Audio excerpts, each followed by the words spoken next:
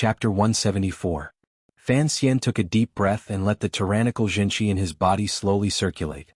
His clothes fluttered, and the rui ornament that the empress had given him swayed at his waist.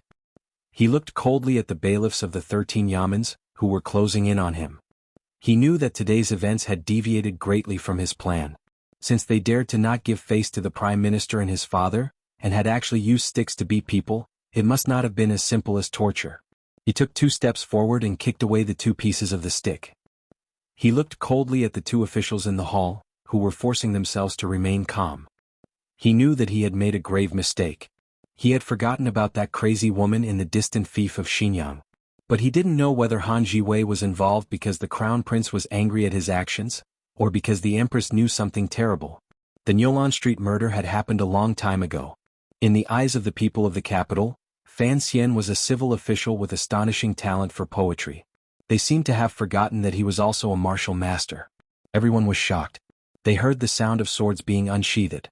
Countless swords were pointed at Fan Xian, who was standing proudly in the hall. The sticks used by the 13 yamens of the Ministry of Justice were specially made. An ordinary 7th-level master would only be able to howl in pain. But who knew that the tyrannical Jinqi in Fan Xian's body was so fierce that he did not dodge or evade the blows. Instead, he took the blows head-on and broke them in half. This scene frightened all the bailiffs of the Ministry of Justice. Only now did they remember that this seemingly weak and beautiful civil official had once cut open the stomach of Qing Jushu, an 8th-level master of Northern Qi. Dozens of swords had already been unsheathed.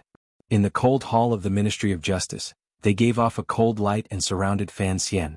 Fan Xian took 2 steps forward, and the dozen swords also took 2 steps back in fear.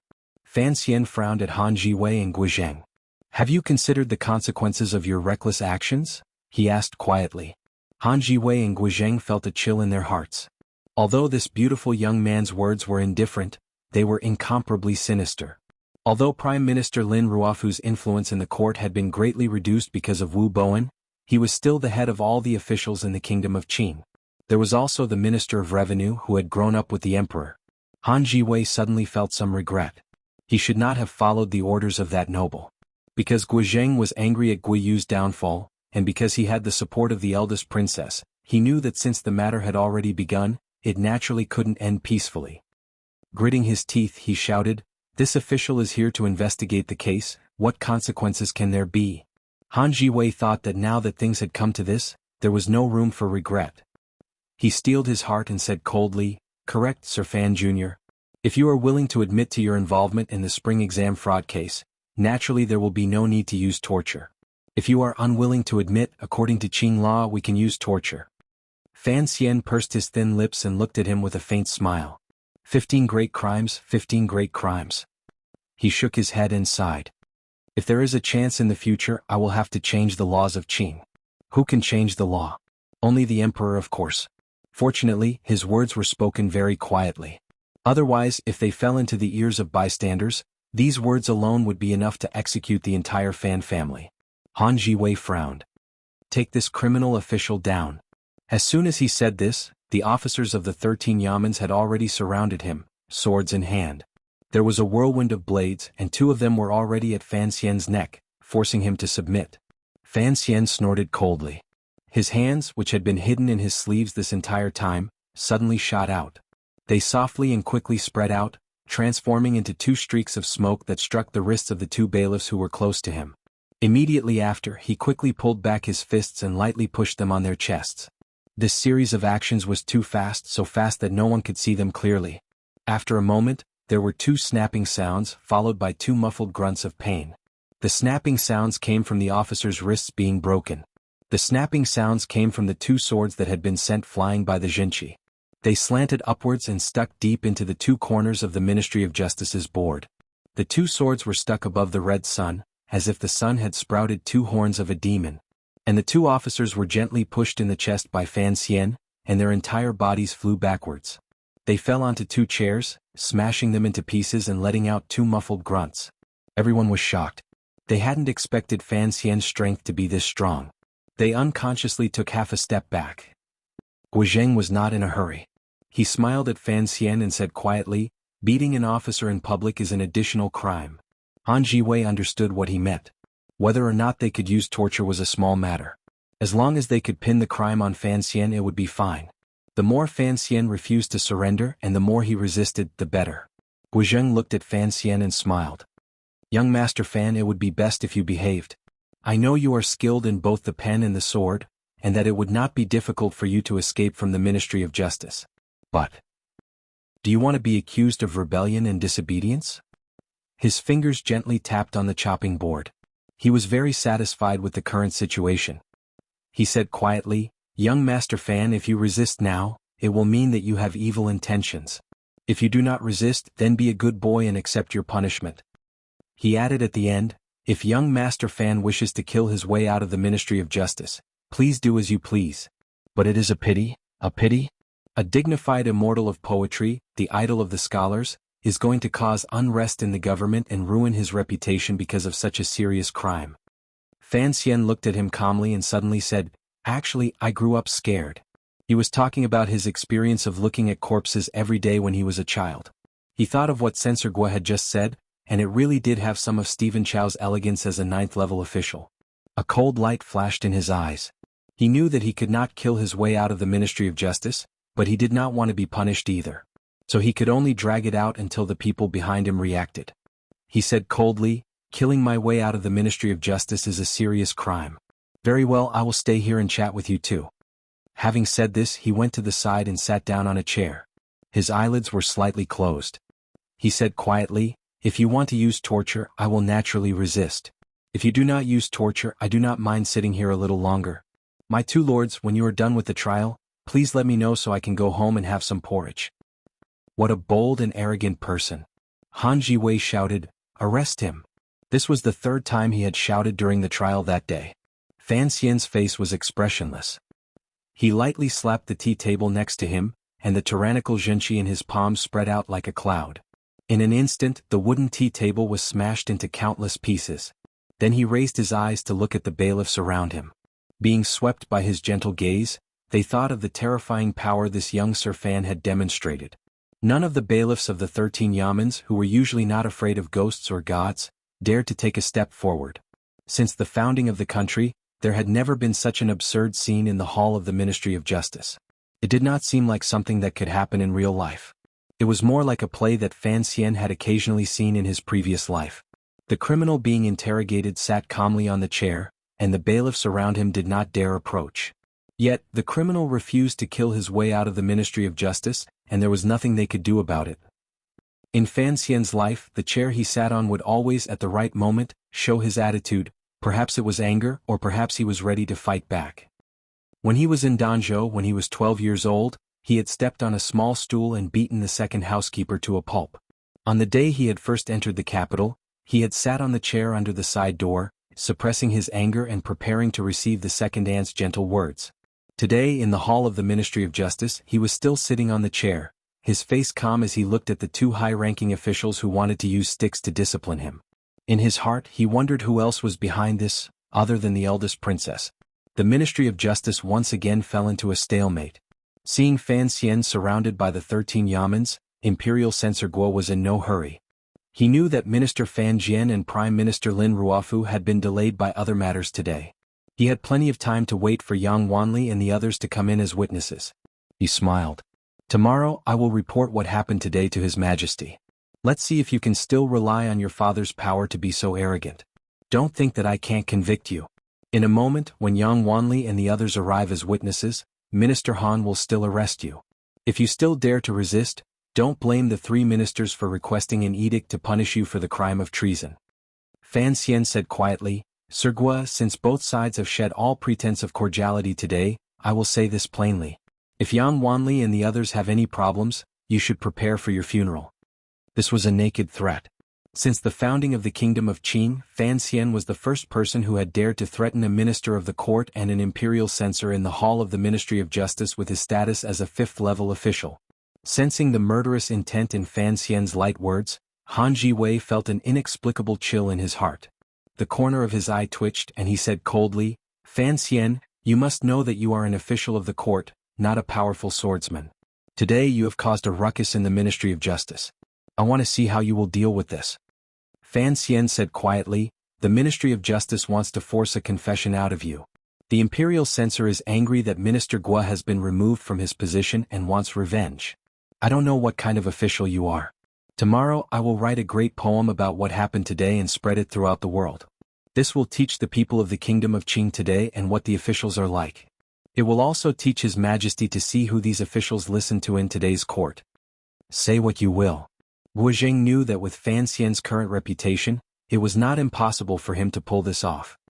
He said quietly, Sir Fan, if you know the details of the scandal, why did you not report it to your superiors and have the court investigated? Instead, you acted through the Overwatch Council. In any case, you have committed the crime of looking down on the court. I want to see how Minister Fan explains this to the court tomorrow. His words were overbearing, and a murderous look flashed across Fan Xian's handsome face. He stood up and stared coldly at the two high-ranking officials on the stage. The officials around him grew nervous, and they pointed their sharp blades at Fan Xian's vital points. Just as danger was about to erupt, Yan Ruohai's cold voice came from outside the Ministry of Justice. The Overwatch Council is acting on orders. Since when do we need to explain everything to the Imperial Censor? Fan Xian smiled and shook his head. It was a pity that the people from the council had arrived a little early. Chapter 175. After a series of hurried but orderly footsteps, Yan Ruohai, the head of the 4th Bureau of the Overwatch Council, walked in from outside the Ministry of Justice. Behind him was a large group of secret agents of the Overwatch Council. Seeing the Overwatch Council put on such a show, Gu Zheng did not say anything. He only frowned and said, I didn't think Master Yan would come to hear the case. Yan Ruohai paid no attention to the Imperial Censor. He looked at the beautiful young man on the chair and smiled. I am Yan Ruohai. Greetings, Master Fan. Fan Xian also stood up and smiled. If Master Yan still doesn't come, I'll have no choice but to tear down the Ministry of Justice and flee the world. Naturally, this was just a joke. Han Jiwei glanced at Yan Ruohai and furrowed his brows. He wondered why the Overwatch Council had come to mess things up. He said, Sir Fan Jr. made a ruckus in court and beat up an official. His crime is unpardonable. No matter who comes, I'm afraid he won't be able to leave the Ministry of Justice today. Besides, the headquarters has already sent a notice to arrest Yang Wanli and the other criminals. Once the witnesses arrive, the case will naturally be cleared up. No need. Yan Ruohai said, the officials of the 13 Yamens went to the Tongfu Tavern to arrest someone, but they have already been arrested by Sir Mu Tai of the 1st Bureau of the Overwatch Council. They are now drinking tea in the Overwatch Council. If you have time, please go and bring your subordinates back. The Ministry of Justice's reputation had been completely lost today. Han Jiwei pointed at Yan Ruohai's nose and scolded, Since when did the Overwatch Council have the right to interfere with the affairs of the Ministry of Justice? What right do you have to stop the Ministry of Justice from arresting someone? The spring examination fraud case is handled by this court. In His Majesty's decree, the Ministry of Justice and the Supreme Court are only assistants. Yan Ruohai looked around and did not see the vice official of the Supreme Court. He smiled and said, Since you are an assistant, you should do your part well. Yang Wanli and the other 3 have always been under our watch and have not yet been convicted. How can they be handed over to the Ministry of Justice? The Yamen laborers under the minister are too much of a scoundrel. Master Mu invited them back to the Overwatch Council. Is that wrong? Gu Zheng said coldly, Yang Wanli's case is fine.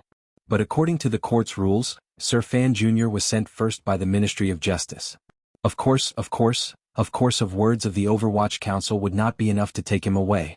Until now, the 3 departments still did not know the true relationship between Fan Xian and the Overwatch Council. They only thought that because Fan Xian exposed the cheating case and came into contact with the Overwatch Council, in addition to his master-disciple relationship with Fei Jia, the Overwatch Council would want to protect him. Thus they first used the rules to suppress Yan Ruohai. Wu Zheng saw that he was not listening to the words of the Imperial Censorate, and he was furious.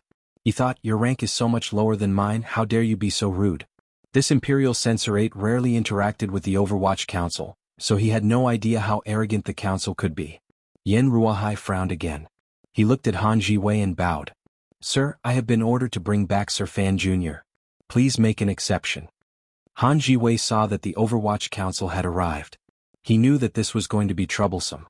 His master probably did not expect Qin Pingping to interfere. But he had no other choice. He gritted his teeth and said, the case has not been closed. How can I bring someone? Sir Yan, this is against the rules. He copied Guizheng's tone and used the court's rules to pressure others. Yan Ruohai frowned and waved his hand. Countless grunts sounded at the same time. In the hall of the Ministry of Justice, the wind of fists and the shadows of feet collided. The people of the 13 Yamens had no time to fight back.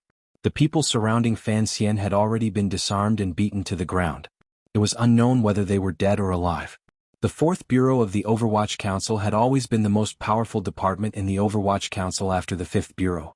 How could these bailiffs of the Ministry of Justice resist? Fan Xian found that it was finally quieter. He smiled and waved his sleeves. He walked to Yan Ruohai's side. Sorry for the trouble. I thought it would only be Wang Qinian. Han Jiwei slammed the table and stood up. To ignore the laws of the court like this, does the Overwatch Council want to rebel? Tomorrow I will write to His Majesty and sentence you to death. Yan Ruohai frowned and turned. According to the rules of the court, the officials of the 8 bureaus of the Overwatch Council only take orders from the Emperor. In an emergency they can temporarily avoid the law. Without a direct order from His Majesty, the 6 ministries, 3 bureaus, and 2 houses cannot interrogate without permission. Have you forgotten this rule? Guizheng laughed sinisterly. Sir Yan, of course the 3 bureaus would not dare to interrogate a big shot like this. But what does Sir Fan Jr. have to do with the Overwatch Council? Hu and Jingdo did not know who the 8 bureaus were. Who did not know? When did Sir Fan Jr. become one of the 8 bureaus? You should know that it takes 5 years for the Overwatch Council to be reinstated. Sir Fan Jr. is 17 this year. Could he have been in charge of the 1st Bureau of the Overwatch Council when he was 12? No one would believe it, so Imperial Censor Gua and Minister Han were not worried that Fan Xian would dare step out of the door of the Ministry of Justice. If he did, then he would be in contempt of the law of the Qing Kingdom, a crime that could not be pardoned. Furthermore, Fan Xian had offended so many officials in the capital. Under the turbulent court discussions, even the Prime Minister and Minister Fan would not be able to protect him. His Majesty would have no choice but to punish him. Yan Ruohai looked at Fan Xian and smiled warmly. Fan Xian smiled. His fingers reached to his waist and untied the Rui ornament given to him by the Empress. He tossed it to an Overwatch Council official, and then slowly pulled out a wooden tablet. The wooden tablet was slightly yellow with the words Commissioner written on it. He extended his hand straight towards Imperial Censor Gua and Minister Han. Both of them craned their necks forward to see what was written on the token. They were so shocked that they slumped back into their chairs. The wooden token was like a slap to the faces of these 2 high-ranking officials from afar. Fan Xian smiled and shook his head. Goodbye, my lords. After saying this, he and Yan Ruohai walked slowly out of the great hall of the Ministry of Justice under the protection of the Overwatch Council officials. Behind the table, Imperial Censor Gua's face was ashen. Minister Han leaned back in his chair, deep in thought. No one had expected Fan Xian to be a commissioner of the Overwatch Council. What was a commissioner? It was a transcendent existence above the 8 bureaus of the Overwatch Council. It was one of the most secretive positions in the council. Many officials in the court had speculated, but no one could have guessed that the commissioner, who was rumored to be incomparably sinister, was actually the same person as Fan Xian, who had a belly full of poetry and a face full of sunshine. What do we do? Han Jiwei opened his eyes and a cold light flashed in them.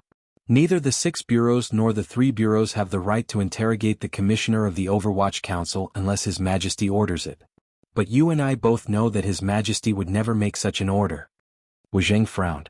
Looking at the large group of people disappearing from the stone steps in front of the Ministry of Justice, he said coldly, "What a turtle made of iron. I can't even find a place to start. But I'm still curious. Why didn't Fan Xian reveal his identity at the beginning? Why did he have to come to the Ministry of Justice? Was he really not afraid that we would use the aces of the court to capture him before Yan Ruohai arrived?" Minister Han also did not understand, but there was great worry in the depths of his heart. Since he could not bite Fan Xian to death today, then what awaited him was certainly a powerful counterattack that was about to arrive. He sighed and thought of Fan Xian's final words of goodbye. He slowly savored a wave of bitterness and fear.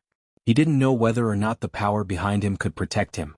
Walking out of the Ministry of Justice, Fan Xian calmly said, "The director forced me to reveal my identity. There was no need to play such a boring game." Yan Ruohai smiled slightly. The director believed that since he purposely wanted the people of the capital to know of your identity, then he needed to reveal it at the right place at the right time, and in a relatively dramatic way. Today, in the Great Hall of the Ministry of Justice of the Kingdom of Qin, The scholars of the capital have gathered outside to voice their grievances for you. It is a great opportunity. Fan Xian shook his head and said nothing. In reality, today was a bit risky. If the powerful powers hidden behind the 6 ministries wanted to end this battle, they could have used even more ruthless methods. If it weren't for the obvious results of his training in the Tsang Mountains, he wouldn't have had the confidence to talk and laugh freely in the gloomy hall. The Overwatch Council is a secret service organization, so its reputation has never been good. Yen Ruohai quietly explained, so the director made the matter of you exposing the fraud case widely known, and took the lead in establishing your reputation. That way, once your identity as the commissioner of the Overwatch Council is exposed, the scholars and commoners will not feel fear and disgust when they think of you. So, it was just an image-building project. Fan Xian took a deep breath. The depression in his chest had not yet dissipated. There would be time to think about it in detail in the future. Yen Ruohai did not understand what this young commissioner meant. He took the small jade rui ornament that Fan Xian had taken off earlier from the hands of a subordinate and handed it to him. Fan Xian placed the rui in his palm and gently stroked it. Suddenly he asked, Wanner entered the palace to explain to the crown prince. Furthermore, I believe that this spring examination did not damage the crown prince's reputation. Given the crown prince's personality, he should not be so unyielding. Before, Minister Han suddenly became ruthless. Who in the Eastern Palace was he relying on? Yen Ruohai smiled. If it wasn't the crown prince, then it was the empress. The empress. Fan Xian raised his eyebrows. He thought that he had offended more and more people, but he didn't know if the empress was dealing with him because of the reason he was afraid of. He clenched the jade rui ornament in his hand. Thinking that this ornament had been given to him by the empress, he unconsciously wanted to throw it away. Yen Ruohai smiled and reminded him. You can do whatever you want with a gift from the palace. That is a great crime. Fan Xian smiled. Thank you for the reminder. But now that my identity as the commissioner is known to the world, which Yamen would dare to interrogate me? The Yamen wouldn't dare, but the palace would. Yen Ruohai gently patted his shoulder. He found that this young man was even younger than his own son.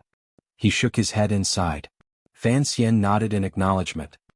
He then said sincerely, Please do not worry, Sir Yen, on this trip to Northern Qi. I will bring you back safely. Thank you, said Yen Ruohai. Walking out of the Ministry of Justice, the scholars and commoners who had been surrounding the street saw Sir Fan, who had bravely uncovered a case of fraud, walk out safely and burst into cheers. Fan Xian smiled and thanked them. Only now did he understand why he had behaved so arrogantly in front of the Ministry of Justice today. It was because he had finally done something that he believed to be absolutely correct. It was like a line he had read in novels in his previous life. What was the right path? The right path was to do what was right, what one believed to be right. This feeling was very good, very powerful. Chapter 176. News of what happened at the Ministry of Justice quickly spread throughout the capital. The expected counterattack of the Overwatch Council, the Prime Minister and Minister Fan against the Ministry of Justice and the Imperial Censorate did not begin immediately. This was beyond the expectations of all the officials. During the palace examination, the Emperor of Qing finally made his stance clear. The people Fan Xian had taken a liking to were all chosen into the second rank. As for the Zhuangyuan, Bang Yan and Tan Hua, they were, not surprisingly, given to some long-established scholars. Furthermore, Fan Xian knew that the names of these 3 had appeared on those slips of paper. When he had pasted their names, he had tampered with them. His Majesty's stance on the exam hall fraud case was even more obvious in the specific circumstances of the court examination. During the banquet, the officials were surprised to see Fan Xian, a 5th-level scholar of the Imperial College, sitting uneasily in the front row, to the right of the Crown Prince and the Second Prince. He smiled shyly as if he had not drunk today, so he was not as wild as he had been the night he had spat out 300 poems. He was not used to the feeling of being watched by so many people. After Fan Xian had caused trouble at the Ministry of Justice, the officials in the capital had long known his true identity. They also knew that the Overwatch Council had used Fan Xian as a pretext to make a fuss. They had used Fan Xian's privilege as the commissioner of the Overwatch Council to strip the faces of the Minister of Justice, Han Jiwei, and the Imperial Censorate, Guo Zheng. It was also rumored that there had been a disturbance in the palace that night. The commissioner of the Overwatch Council was a very sinister position. The officials still found it difficult to connect Fan Xian, who controlled countless secret agents and secretly controlled the lives of officials. But no matter what, when the officials looked at Fan Xian now, They no longer saw him as a civil official, a son of a powerful family with a powerful background. For the first time they truly felt Fan Xian's power. After the palace examination, the cheating case in the spring examinations was still under the jurisdiction of the Overwatch Council. Slowly but surely it was being investigated. Commissioner Fan, on the other hand, had quieted down. Those who knew the inside story guessed that Fan Xian was preparing for his diplomatic mission in a few days. On the 3rd of the 3rd month, the court examination ended, the banquet ended, and the flower arrangement ended. Yang Wanli, Ho Jichang, Qing Jialin, and Shi Chanli, these 4 scholars who had suddenly been blessed by the heavens, finally found an opportunity to sit uneasily in a carriage and arrive at the gate of Fan Manor on the southern street of the city. Yang Wanli raised his head to look at the lavish facade of Fan Manor. He glanced nervously at the ferocious stone lion crouching by the door and mumbled, "I'm a little nervous." Ho Jichang was the calmest of the 4, but this was the first time he had come to such a luxurious manor, so he was a bit nervous. He forced a smile and said, "I've seen Sir Fan Jr. before. Not only is he young and promising, his way of talking is also very interesting. He's not like the other officials in the court who are hateful. What are you nervous about?" Qing Jialin stood to the side and didn't know what to say. A few days ago, the Ministry of Justice and the Overwatch Council had caused a ruckus. Logically speaking, the 4 of them had already been put under Fan Xian's tutelage. The palace examination had passed. No matter what, they should come to the manor to pay their respects. Going back to that day at Tongfu Tavern, the 4 scholars had suddenly discovered that the most terrifying Overwatch Council in the kingdom of Qing had fought with the bailiffs of the 13 yamens for their sake. They had almost been scared to death. Shi Chanli's temperament was the most gentle and carefree. This time he hadn't passed, so he was much more relaxed than his 3 friends. He pointed at them and laughed. "I can see that you are all quite nervous, but it's probably not because you're visiting your teachers. It's because you've discovered that Sir Fan Jr. has suddenly become the commissioner of the Overwatch Council. Brother Zhu, am I right?" Yang Wanli looked at the stone lion again and smiled bitterly. No one would have guessed that in less than 2 days, the immortal poet Fan Xian would suddenly become one of the most powerful officials in the Overwatch Council. It's not like you don't know how frightening the Overwatch Council is. The officials in the court have always been wary of it. Sir Fan Jr. joining the Overwatch Council has not been a good thing. That's just the prejudice of ignorant people. Shi Chanli smiled and said, "That day in Tongfu Inn, you also said that the Overwatch Council is very beneficial in supervising the governance of officials." He turned to the somewhat disapproving Ho Jichang. "After Minister Guo went to prison, you also raised your cup for the Overwatch Council. What's wrong? Now that you've discovered that your teacher is a high-ranking official of the Overwatch Council, you're acting like ordinary people and wanting to keep a respectful distance?" Yang Wanli sighed. The whole world knows that Sir Fan Jr. was the main contributor to the scandal of the spring examination. It was only later that we realized that he had been working for the Overwatch Council all along. Sir Fan Jr.'s actions have not only shaped the futures of the 3 of us, more importantly, it has created a slightly fairer path for the scholars of the world. Everyone is grateful. Even after knowing that he is the commissioner of the Overwatch Council, no scholar dares to show him the slightest disrespect. As for you and me, there's no need to say more. Even if Sir Fan Jr. stays in the Overwatch Council in the future, we still have to follow him. Brother Shi, you don't need to say more. I've already made up my mind. Ho Jichang smiled. "That's right. It's just a pity that, according to the rules of the court, any leader of the special agents of the Overwatch Council can no longer enter the cabinet. It's a pity for Sir Fan Jr.'s talent." At this moment, Qing Jialin had a chance to interject. Sir Fan Jr. still has that identity. His official career has never been able to flourish. I hear that next year he will be in charge of the Royal Merchant's Palace Treasury, so it's not a pity that he can enter the Overwatch Council. Everyone understood that he was talking about Fan Xian's identity as the princess's son-in-law. When they thought about how this extremely young teacher of theirs had so many identities, they all felt it was strange. The 4 of them discussed in low voices at the gate of Fan Manor for a long time. Finally, they got rid of some of their nervousness and walked toward Fan Manor, handing over the name cards they had prepared. The gatekeeper of Fan Manor had long since noticed these 4 people who looked like scholars. He took the name cards with a face full of suspicion and found that they were the 4 people who had been rumored in the capital for a long time. The servants of Fan Manor all knew that their young master had accepted 4 new students. So it was these 4 people in front of them. They respectfully invited them into the gatekeeper's room and served them tea. The 4 of them knew that this was the custom of a noble family. Whenever a guest came, they had to first drink tea in the gatekeeper's room. Unexpectedly, after a short while, the gatekeeper reported back with a face full of embarrassment. "The young master has gone out today. He is not in the manor. Would you like to leave a message, or perhaps come back another day?" The four of them couldn't help but feel a little disappointed. But deep down they couldn't help but relax. At that moment an official's sedan chair stopped by the side door. The gatekeeper hurried forward to greet it. A middle-aged official with a solemn expression stepped out of the sedan chair. His eyes were soft and full of spirit. As he walked past the gatekeeper's room, he stopped and looked at the four scholars.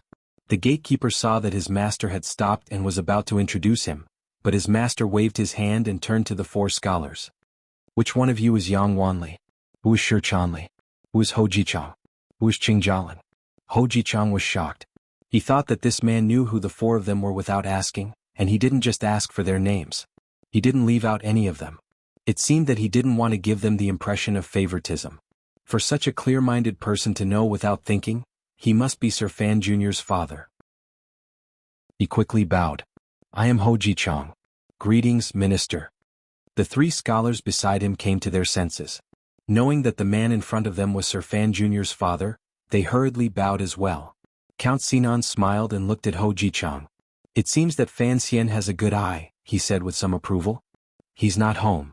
If you don't mind him being long-winded, why don't you accompany me into the manor for a chat?" This was their teacher's father. How should they address him? Although the four scholars were the rising power of the kingdom of Qing's officialdom, they didn't dare say anything in front of this wily old minister.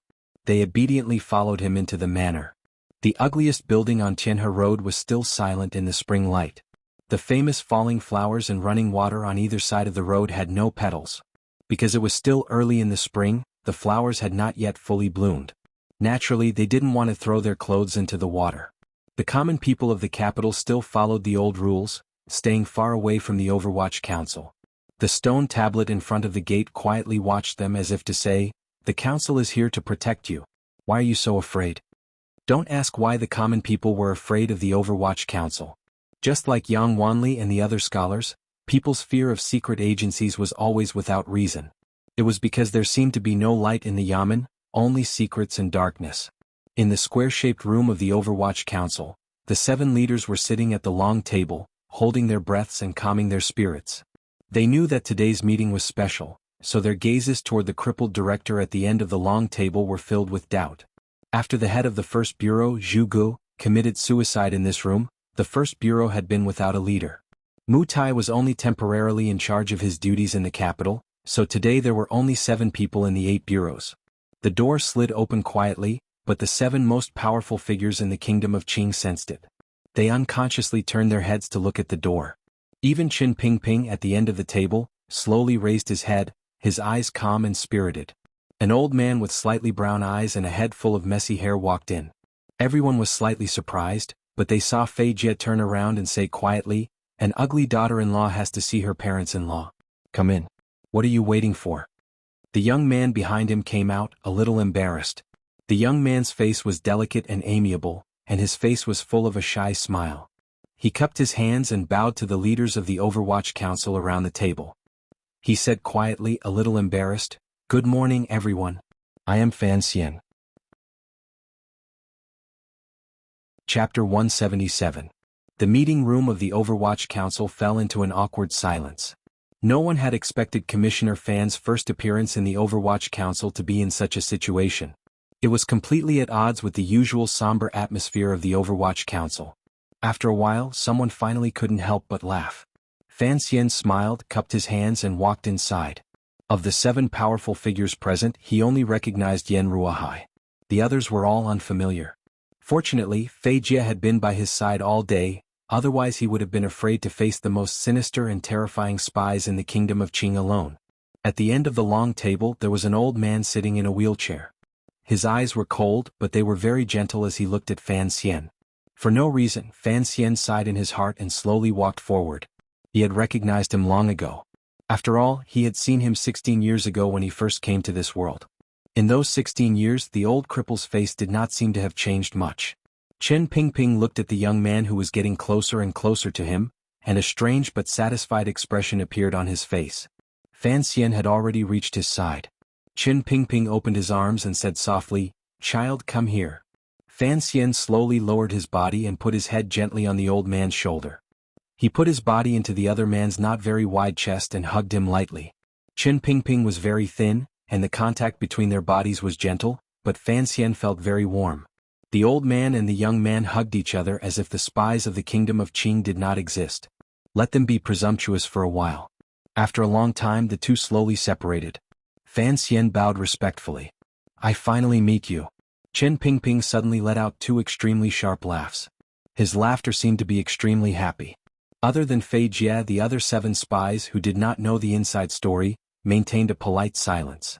But deep down they were shocked. No one knew what kind of relationship this commissioner had with the director, who had always lived in seclusion. Today was Fan Xian's first official day in the Overwatch Council as a commissioner, so the members of the 8 bureaus were waiting here. After a simple self-introduction, Fan Xian quietly sat in the chair to Qin Pingping's left. Fei Jie sat to Qin Pingping's right. "He is Fan Xian." Qin Pingping looked at his subordinates and quietly said, "In the future I will be the commissioner of the Overwatch Council. Everyone please support me." When Dean Qin introduced the new members, he had never been as serious as he was today, and he had never said so many words. The 7 leaders all knew the weight of these words. They stood and bowed formally to Fan Xian without saying anything more. From the time Fei Jie began teaching Fan Xian at the age of 5, Fan Xian knew that something must have happened between him and the secret service organization that the world feared and the common people avoided. Especially after learning of his mother's relationship with the council, he knew that one day, he would also have a very strange relationship with the council. When he was young, he had learned a lot about the Overwatch Council's organizational setup and workflow from Fei Jie. After entering the capital, he had done a lot of things and cooperated with the Overwatch Council. He had also independently formed the Qinian unit outside the council. Now that he had formally heard this explanation, his understanding of the Overwatch Council had naturally deepened. The Overwatch Council was a secret service organization directly under the Emperor. Its power was outside of the 6 ministries and it was not limited by Qing law. It only acted according to imperial edict. It was divided into 8 bureaus. The first bureau was responsible for monitoring the officials in the capital, and many spies were placed in important departments. It was the most important department of the Overwatch Council. Its previous leader was Zhu Gu, who had secretly sided with the eldest princess and had died a few months ago. The second bureau was responsible for gathering and analyzing information from various departments, as well as making plans for the emperor and the military. The third bureau was the department that Fan Xian felt closest to. Before his teacher, Fei Jie, retired, he had always been the head of the third bureau. The third bureau was responsible for developing drugs and all kinds of unorthodox weapons. The drugs, poisons, and aphrodisiacs that Fan Xian had on him were basically the results of the third bureau's research. The fourth bureau was Yen Ruohai's department.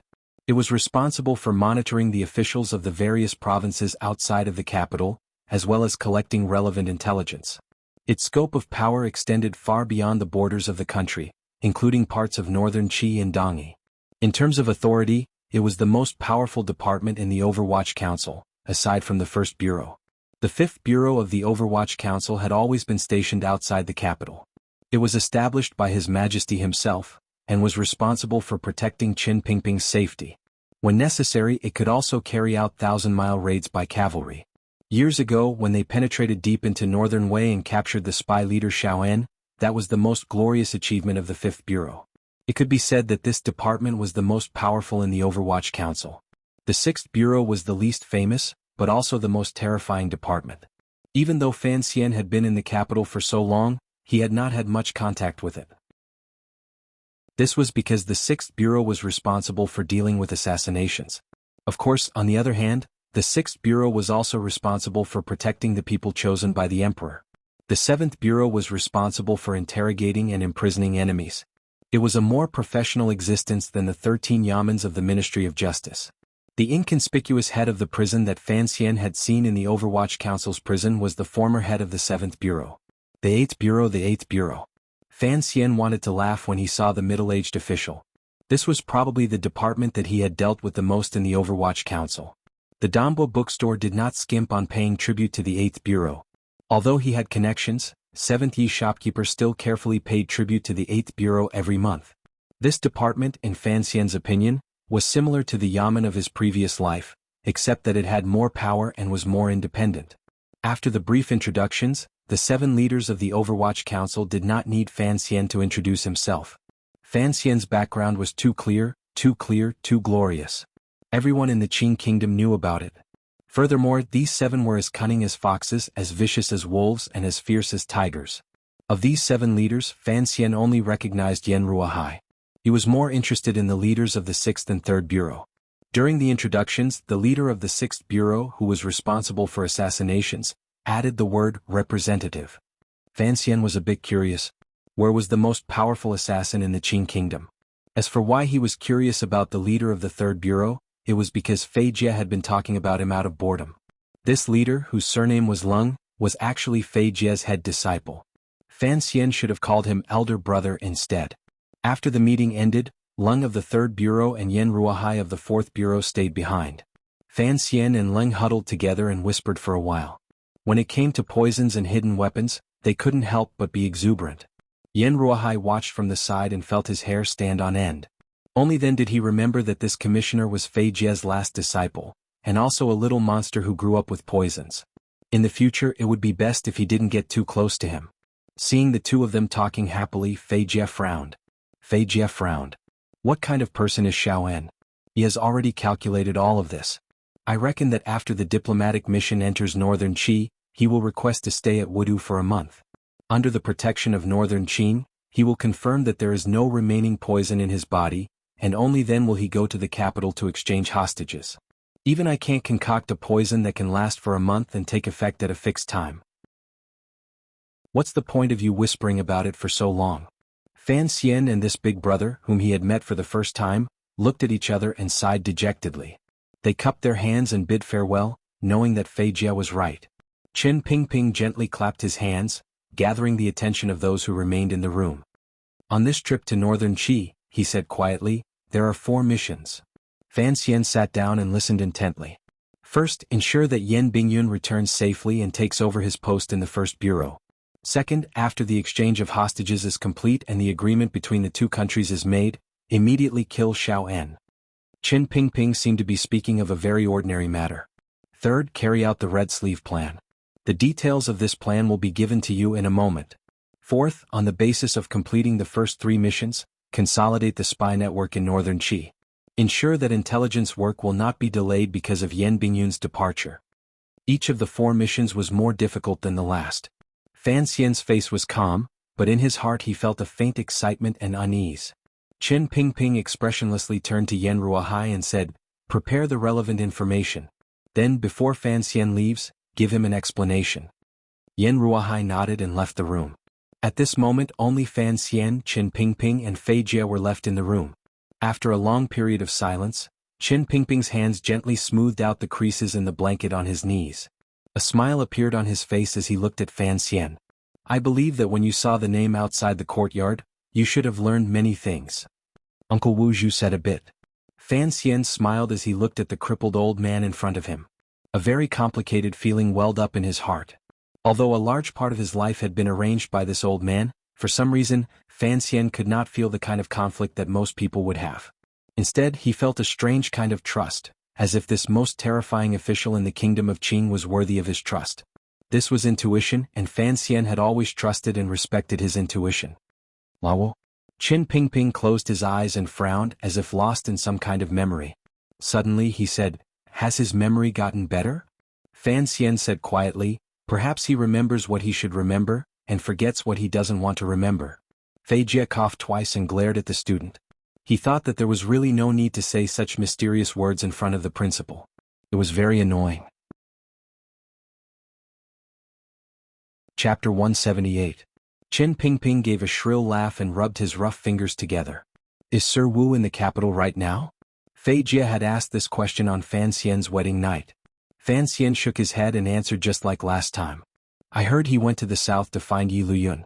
I don't know when he'll be back.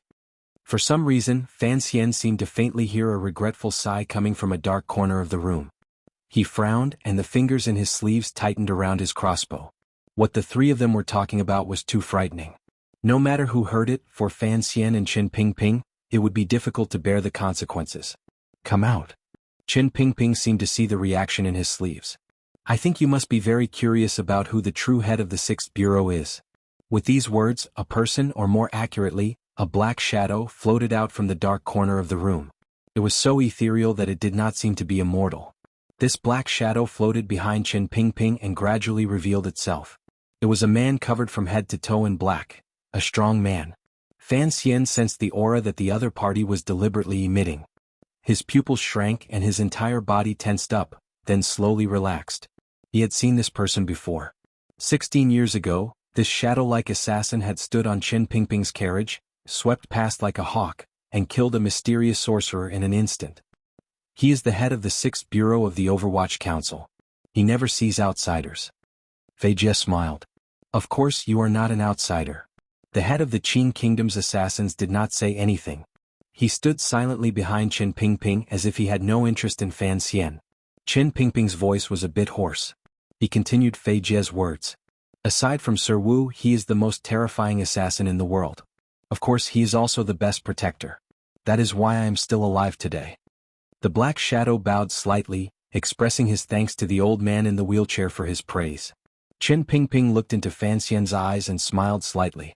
The shadow is Sir Five's admirer and follower. In fact, many of his techniques were learned many years ago when he was still young. He saw Sir Five's methods and gradually imitated them. Thus, when he heard you say Sir Five was not in the capital, he was a bit disappointed. When Fan Xian looked at the shadow assassin again, his eyes were different. Just by imitating Wu Zhu he had such power. This #1 assassin of the kingdom of Qin was truly a genius. Of course, this meant that the blind Wu Zhu was even more terrifying. Fei Jie pushed Director Chen's wheelchair into the large courtyard at the back of the Overwatch Council. The shadow disappeared again into the light of day. No one knew where he had gone. Fan Xian followed closely behind the wheelchair, feeling a little strange. The most powerful assassin in the kingdom of Qin was quite similar to Wu Zhu's style. He hadn't seen Wu Zhu for many days. Although he wasn't worried, he was about to leave, and he wanted to see the person closest to him. This was the first time Fan Xian had entered the heavily guarded back courtyard of the Overwatch Council. The courtyard was extremely wide, and there were no tall buildings within dozens of feet of the walls, so no one could see what was going on in the courtyard from the outside. Completely different from what people imagined, the back of the Overwatch Council was a beautiful place. Green grass could be seen everywhere, and several towering trees cast their shadows on the ground. Small wildflowers could be seen on the side of the bluestone path. The employees of the Overwatch Council walked silently between the different buildings. When they saw the black wheelchair from afar, they would bow respectfully. And every time they walked a certain distance, Fan Xian would frown. Beneath the beautiful fake mountains and in the tender undergrowth, there seemed to be hidden spies everywhere.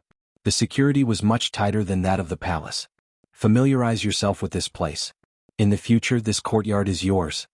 Qin Pingping said this very casually and suddenly. It felt as easy as throwing a steamed bun to Fan Xian. Fan Xian's heart skipped a beat. Although he had long known about this arrangement, he still hadn't expected the old cripple to say it so simply. Qin Pingping frowned at him, shook his head and sighed. Fan Xian didn't know why he sighed. He smiled and said, I have a few questions. Let's hear them. The wheelchair stopped next to a shallow pond. The water was clear and golden fish could be seen swimming freely in the water. Qin Pingping stared at the water. I have offended many people in the exam hall case, but why did Imperial Censor Gua and Minister Han dare to act against me? Are they not afraid of the wrath of my father and the Prime Minister? Fan Xian looked at Qin Pingping's messy hair and quietly said, In the Eastern Palace, if not the Crown Prince's orders, why would the Empress act against me? Qin Pingping didn't turn around. He waved his hand. Fei Jie smiled and patted his student on the shoulder, expressing his appreciation for his courage. He then left the pond. Fan Xian stepped forward to take over his teacher's position, and pushed the wheelchair along the small pond. Qin Pingping was silent for a moment. Are you forcing me to lay my cards on the table? You should at least let me know how much they know about us. Qin Pingping laughed shrilly. What a cautious young man. It seems that you have guessed some things, and are afraid that the Empress is acting against you because of those things. Fan Xian smiled. Yes, if the Empress really does know what I have guessed, then it is only natural that she would act against me. That is the only reason I can think of. The problem is that if that is the case, my current strength is not enough to stand against the Eastern Palace. The enemy is all paper tigers. Qin Pingping suddenly said. Fan Xian hadn't expected to hear this from the other's mouth, and couldn't help but be shocked. Then he heard Qin Pingping say lightly, "This is what your mother said in the past. She also said that we should look down on the enemy strategically, and pay attention to the enemy tactically." Fan Xian felt like laughing. This cripple certainly didn't know that the original author of these words was not his mother. Qin Pingping smiled. And your biggest problem right now is that you pay too much attention to the enemy strategically. You are even afraid of the enemy, so your hands and feet are tied. Think back to that day in the Great Hall of the Ministry of Justice. Even if you fought your way out, who would dare to do anything to you? And on the tactical level, you think too little. If it weren't for the council cleaning up after you, the things you have done since you entered the capital would have been enough to kill you 100 times over. Fan Xian was speechless. Qin Pingping gently crossed his hands on his thighs. Don't think too highly of the Eastern Palace. In the entire kingdom of Qin, there is no truly powerful force, including the Prime Minister and your father Fan Jian. Fan Xian seemed to understand. Violence is true power, so only the military and the Overwatch Council are truly powerful. Qin Pingping raised a hand and shook it with a long, old finger. No, in the entire kingdom of Qin, there is only one truly powerful person. Fan Xian lowered his head and quietly said, "It is the Emperor." Qin Pingping smiled. Correct. His Majesty can ignore everything. As long as he still holds the military power of the world in his hands, he can do whatever the officials and harem want. He won't even bat an eyelid. Fan Xian smiled mockingly and said, "What a leisurely emperor." Qin Pingping rubbed his somewhat dry hands. "The Overwatch Council is His Majesty's," he said slowly. "I'm only acting in charge. In the future you will also be acting in charge. Remember this." Fan Xian looked calmly at the head of the Kingdom of Qing's Secret Service. He didn't know whether or not he should doubt his rumored loyalty to the emperor. The black wheelchair had been circling around the shallow pond for a long time. The golden fish in the water were a little dizzy, and they slowly sank to the bottom of the pond. Ignoring the boring old man and the young man, they began to play with the fine sand with their mouths. The officials of the Overwatch Council watched from afar as the director and Commissioner Fan talked in secret. They didn't dare disturb them. Qin Pingping suddenly sighed. Time always passes quickly. In the blink of an eye, your mother's son is already so big. Fan Xian was startled. What did he mean by his mother's son? Why didn't he just say he was married? He smiled bitterly. I only regret that I don't know what my mother looked like. Qin Pingping smiled. There is only one portrait of your mother in the world. It was secretly painted by a master painter. In the end, that master painter was almost killed by Sir Wu. Fan Xian smiled. That painting isn't in the palace, is it? Qin Pingping didn't answer directly. He only faintly said, "You don't need to worry too much about the Eastern Palace. As I said before, the Empress's power was pretty much eliminated by His Majesty 12 years ago." Fan Xian knew the story of the night the capital bled. He frowned. Why didn't His Majesty abolish the Empress? After all, she is the Crown Prince's mother, and she has always been favored by the Empress Dowager. Most importantly, Qin Pingping said with a smile that wasn't quite a smile. Our Majesty, where else could he find another empress with no power behind her, and such a stupid one at that? Fan Xian felt a chill in his heart. That emperor really wasn't a good person. Fortunately, Qin Pingping didn't know what he was thinking about His Majesty. He still spoke gently. Don't worry about people discovering your identity. The death of that baby 16 years ago was an unchangeable fact in the palace. The stupid empress had Minister Han make a move on you because she was thinking from the Crown Prince's point of view. At the time, she didn't know you were the commissioner of the Overwatch Council. She was only angry at you for meeting the second prince on the pleasure boat. Qin Pingping frowned a little angrily. I believe Count Sinan told you not to get too close to these princes. Did you think that the nobles of the capital would not know about your meeting on the pleasure boat? Fan Xian smiled awkwardly. When he was in the Great Hall of the Ministry of Justice, he really did not think that the Empress had used the Ministry of Justice's fire stick to warn him because she was afraid of the second prince. At the time, he had thought that she knew about his past. Chapter 179. Qin Pingping gently plucked a small pink flower and carefully pinned it to the end of his hair. Seeing that the flower was trembling as if it would fall at any moment, he quickly used his fingers to press the old man's hair together so that the flower would be more stable. Qin Pingping smiled happily and gently patted Fan Xian's hand. After 16 or 17 years of struggle, you've finally come to the capital and grown up. I can finally answer to your mother. Fan Xian had always been curious about the story of the past. He couldn't help but ask, "How many of you were there?" He was naturally asking about the powerful people who had followed his mother and wanted to change the world. "You can count for yourself." Fan Xian counted on his fingers and smiled. 6. Your mother was a very powerful person. Qin Pingping smiled. "It seems that you are quite smart." About the first sentence, Teacher Fei Jie already said it to me when I was very young. I don't think he said it, but we all miss your mother. In some ways she was my guide. A little surprised. Fan Xian smiled. But I can guess a little. Be more respectful to Count Sinan, and be nicer to the Fan family. Qin Pingping suddenly became very serious. They have done a lot for you. Fan Xian slightly lowered his eyelids. To be able to protect the life of a little infant under such strange circumstances, to make the people in the palace believe that he was dead, without even asking. His father must have done a lot. He said, "Who is the real enemy I need to guard against? It can't be that crazy eldest princess." She was still very young at the time. The eldest princess is just a poor woman. To the people of the royal family, the young lady's brilliance is too dazzling. She has lived under your mother's shadow all her life. She prides herself on her intelligence and ability, and has obtained many benefits for the kingdom of Qin. But in the end, she was never as important as your mother in His Majesty's heart. As for the enemy, there is no enemy, there is no enemy.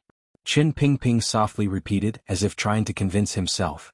First in charge of the Overwatch Council, then in charge of the palace treasury. I think there will always be people who will feel that something is wrong. Fan Xian smiled. What do you want me to do? Qin Pingping quietly said, Don't you want to be a powerful official? Fan Xian looked calmly into Qin Pingping's eyes and suddenly said, I think I know what you want to do. Qin Pingping's expression did not change. He smiled and said, I hope you will always pretend that you don't know what I want to do. Fan Xian frowned. Although I don't have any blood ties with them, I still don't want to see too many people shed blood. It's still early. Qin Pingping said softly, Moreover, when it comes to bloodshed, it's often the stupid people who first pull out their knives and want to cut someone else's neck, but accidentally cut their own neck instead. Fan Xian smiled bitterly. Although he respected and trusted this old man, he had to walk his own path. Since entering the capital, he had maintained a tacit understanding with the director of the Overwatch Council, who had done many things for him. But if something really did happen in the future that caused the two of them to think differently, Fan Xian would choose to respect his own intentions first. Qin Pingping waved his hand and furrowed his brows. In the future you have to learn to open your eyes a bit more. Don't always focus on one ministry, one department, and a mere official in Jingdo.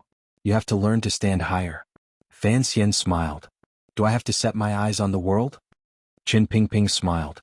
Perhaps even higher. Fan Xian did not understand. Go. On this trip to northern Qi, be careful. Qin Pingping coughed and took the pink flower from his hair. He gently rubbed it between his fingers and said quietly, Xiaoan is going to die. Of course you have to ensure your own safety first. Apart from that, do as you see fit with the other 3 missions. If the situation permits, you can try to find out where the temple is. After all, in this world, only Ku He, the imperial advisor of northern Qi, has ever made contact with the temple. Fan Xian frowned. The temple, it's too sudden. I don't seem to have much confidence, although I do like to take risks. Qin Pingping nodded. Your mother also liked to take risks. But I really don't worry about your life or death. If you still can't crawl back from northern Qi alive after Sir Wu has taught you for so many years, then I will express my disappointment in you at your funeral. The old man smiled and sprinkled the flower petals between his fingers on the ground. How could a young man like him deal with the real enemy? After saying goodbye to his mother's old comrade, Fan Xian returned to the building and met with Yen Ruahai. He took some files and prepared to go back to the manor to study them. Northern Qi was in an unusually complicated situation. Even if Qin Pingping wanted to use this matter to give Fan Xian real control of the Overwatch Council, if Fan Xian did not want to, no one could force him to go to that strange country. But Fan Xian really wanted to go. In his previous life he had been imprisoned in a sickly body without control. In this life he had been imprisoned in a strange life without control. This was a rare opportunity for him to go to northern Qi, where he could fly freely in the sky and crawl freely in the sea. How could Fan Xian let go of this opportunity to be presumptuous? So he earnestly asked Yen Ruahai about the things he should pay attention to on this trip, and asked about the people he needed to pay attention to in northern Qi. Yen Ruahai shook his head and looked at the young commissioner. It seemed he didn't know why Fan Xian was so passionate about this matter. Northern Qi has always been unstable. The Empress Dowager is too young and the Emperor is too young. But after the war last year, it seems that their capital has stabilized a lot. Sir Commissioner, there are 3 things you need to pay attention to. One is Friar He, another is Shang Shanhu, and the last is, of course, the rarely seen Imperial Advisor Ku He. Friar He? Fan Xian frowned. There was no Taoism in this world, so why was he called Friar He? Yen Ruohai didn't know what he was thinking, so he didn't explain. Friar He is a master of the rear party. Cheng Jushu, whom Commissioner Fan killed last year, was his disciple. Shang Shanhu is a rare brave general in northern Qi. He has always fought the barbarians in the snowy north. I heard that after northern Qi was defeated last year, he was transferred back to the capital by the young emperor. Sir Commissioner, on this trip to northern Qi, you must pay attention to him, because the council has always been suspicious of his teacher. As for Imperial Advisor Ku He, as one of the 4 great grandmasters, he shouldn't be involved in these worldly matters, but... He frowned. Ku He has accepted a disciple, and this year he has officially entered the world to train. Sir Commissioner, your name is known all over the world. You must be careful if they come to cause trouble. Fan Xian was startled. For some reason, he thought of the prostitute sex he had read about in the novels of his previous life. It can't be a woman, can it? He asked with a wry smile. Yen Ruohai said expressionlessly, we don't know if it's a man or a woman. All we know is that in the past 3 months, this great grandmaster's disciple has traveled throughout northern Qi and challenged countless high-ranking masters. There are even rumors that he is the legendary Tianmai One. He looked at Fan Xian and asked quietly, Sir Commissioner, do you know of the Tianmai One? Fan Xian felt that the term sounded familiar. Suddenly he had a flash of inspiration. When he was young, Fei Jie had mentioned it once. Later, when he was eavesdropping on the conversation between the eldest princess and Zhuang Mohan in Guangxing Palace, he had also heard it once. After listening to Yen Ruohai's explanation, Fan Xian frowned. A genius that only appears once every 500 years. The bloodline of the heavens. It's not like he's a bunch of leeks that grow in the fields. I don't believe it. Yen Ruohai nodded. According to the council's analysis, it is likely that northern Qi, because of their successive defeats, needs to create the image of an exceptional young master to increase the people's confidence. Fan Xian smiled. That's more likely. It's just like how the council has been trying to create the image of me as commissioner. What's that person's name? Haitang. Fan Xian felt a headache coming on. I hope it's a sissy, but please don't let it be a real sissy. The 2 of them chatted for a bit. Finally, Yen Ruohai looked at Fan Xian calmly, the wrinkles at the corners of his eyes wrinkling weakly. He said quietly, regarding my son, I'll have to trouble you, Sir Commissioner. I told you at the gate of the Ministry of Justice, Fan Xian replied seriously. I will bring Master Yen safely back to Qing. After leaving the 4th Bureau's room, Wang Qinian, who had been waiting outside, hurried over and took the pile of files from Fan Xian's hands. Fan Xian looked ahead, but he spoke quietly to his confidant.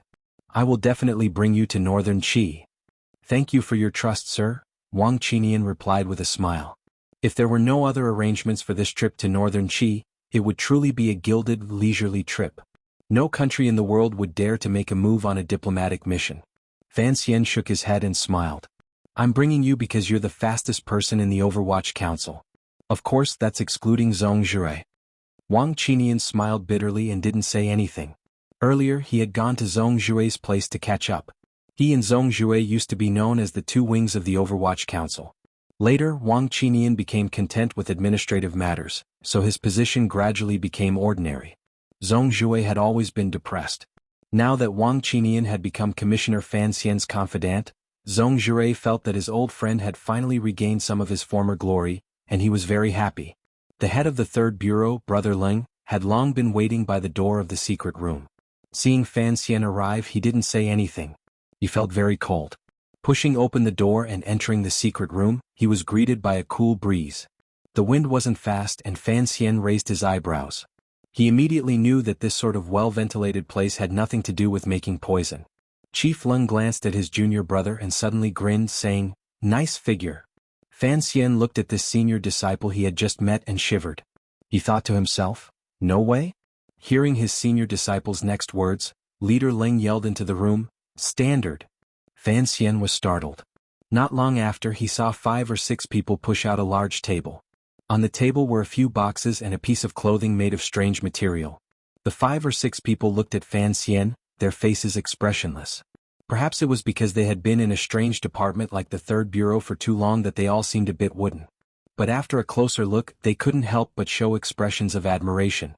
They said to Commissioner Fan, "Nice figure." Chapter 180. When these strange officials of the Third Bureau said that Fan Xian had a good figure, they meant that Fan Xian's figure was perfect, and would fit perfectly with the accessories developed by the Third Bureau. There was no need to change the size. Fan Xian put on the clothes and frowned. He remembered that night when he was 5, when Fei Jie had snuck into his bedroom. He seemed to be wearing the same clothes, which were especially resistant to tearing. Lung explained, "It is resistant to fire but not strong. It can effectively reduce the damage of sharp weapons, but if the opponent is wielding a mountain-splitting axe, you'd better hide." Fan Xian smiled bitterly and spread his hands. He found that the style was fashionable in the capital, but there was a hidden hoodie at the back. "Take out the crossbow." Lung immediately saw the crossbow on Fan Xian's left forearm. Fan Xian sighed and reluctantly put the crossbow that had accompanied him for 4 or 5 years, and rarely left his side, on the table. Lung looked at the thickness of his arm, opened a box on the table and took out a small black crossbow. He carefully placed it in his sleeve, adjusted it, and looked at the crossbow that Fan Xian had just taken out. He frowned. "What kind of crappy thing is this? It's a model from 7 years ago and you're still using it." Fan Xian smiled bitterly. "As long as it's enough, I'm content." Lung carefully explained the structure and firing principle of the crossbow to his junior. "This is a repeating crossbow, but it's too small, so it can only hold 3 bolts. These 3 bolts are coated with A4 poison.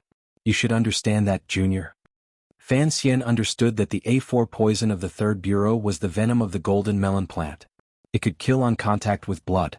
He touched the trigger with his little finger and frowned. "I need a distance of 3 meters. It can only guarantee a distance of 3 meters. It can't guarantee that it will hit the eyes, throat, or testicles," Lung said calmly. Leader Lung said calmly, "As for your dagger, it is Marshal Uncle Fei's favorite short weapon. It is incomparably sharp. So you don't need to change it. There are some unorthodox weapons here as well as some supplementary tools. Since I don't know what kind of mission you'll be undertaking, you can choose for yourself." Fan Xian knew that this selection would have a great impact on his movements in northern Qi, so he looked at it carefully for a long time. In the end he chose a few items, but he did not choose a wall-climbing claw that could shoot 30 meters into the air. An official of the Third Bureau was curious and said, "Commissioner, although I do not know the specifics of the mission, I think it is unavoidable to go to the Northern Qi Royal Palace and see if there are any good things to bring back. The walls of the Northern Qi Royal Palace in Shangjing are no shorter than the Royal Palace in Jingdo."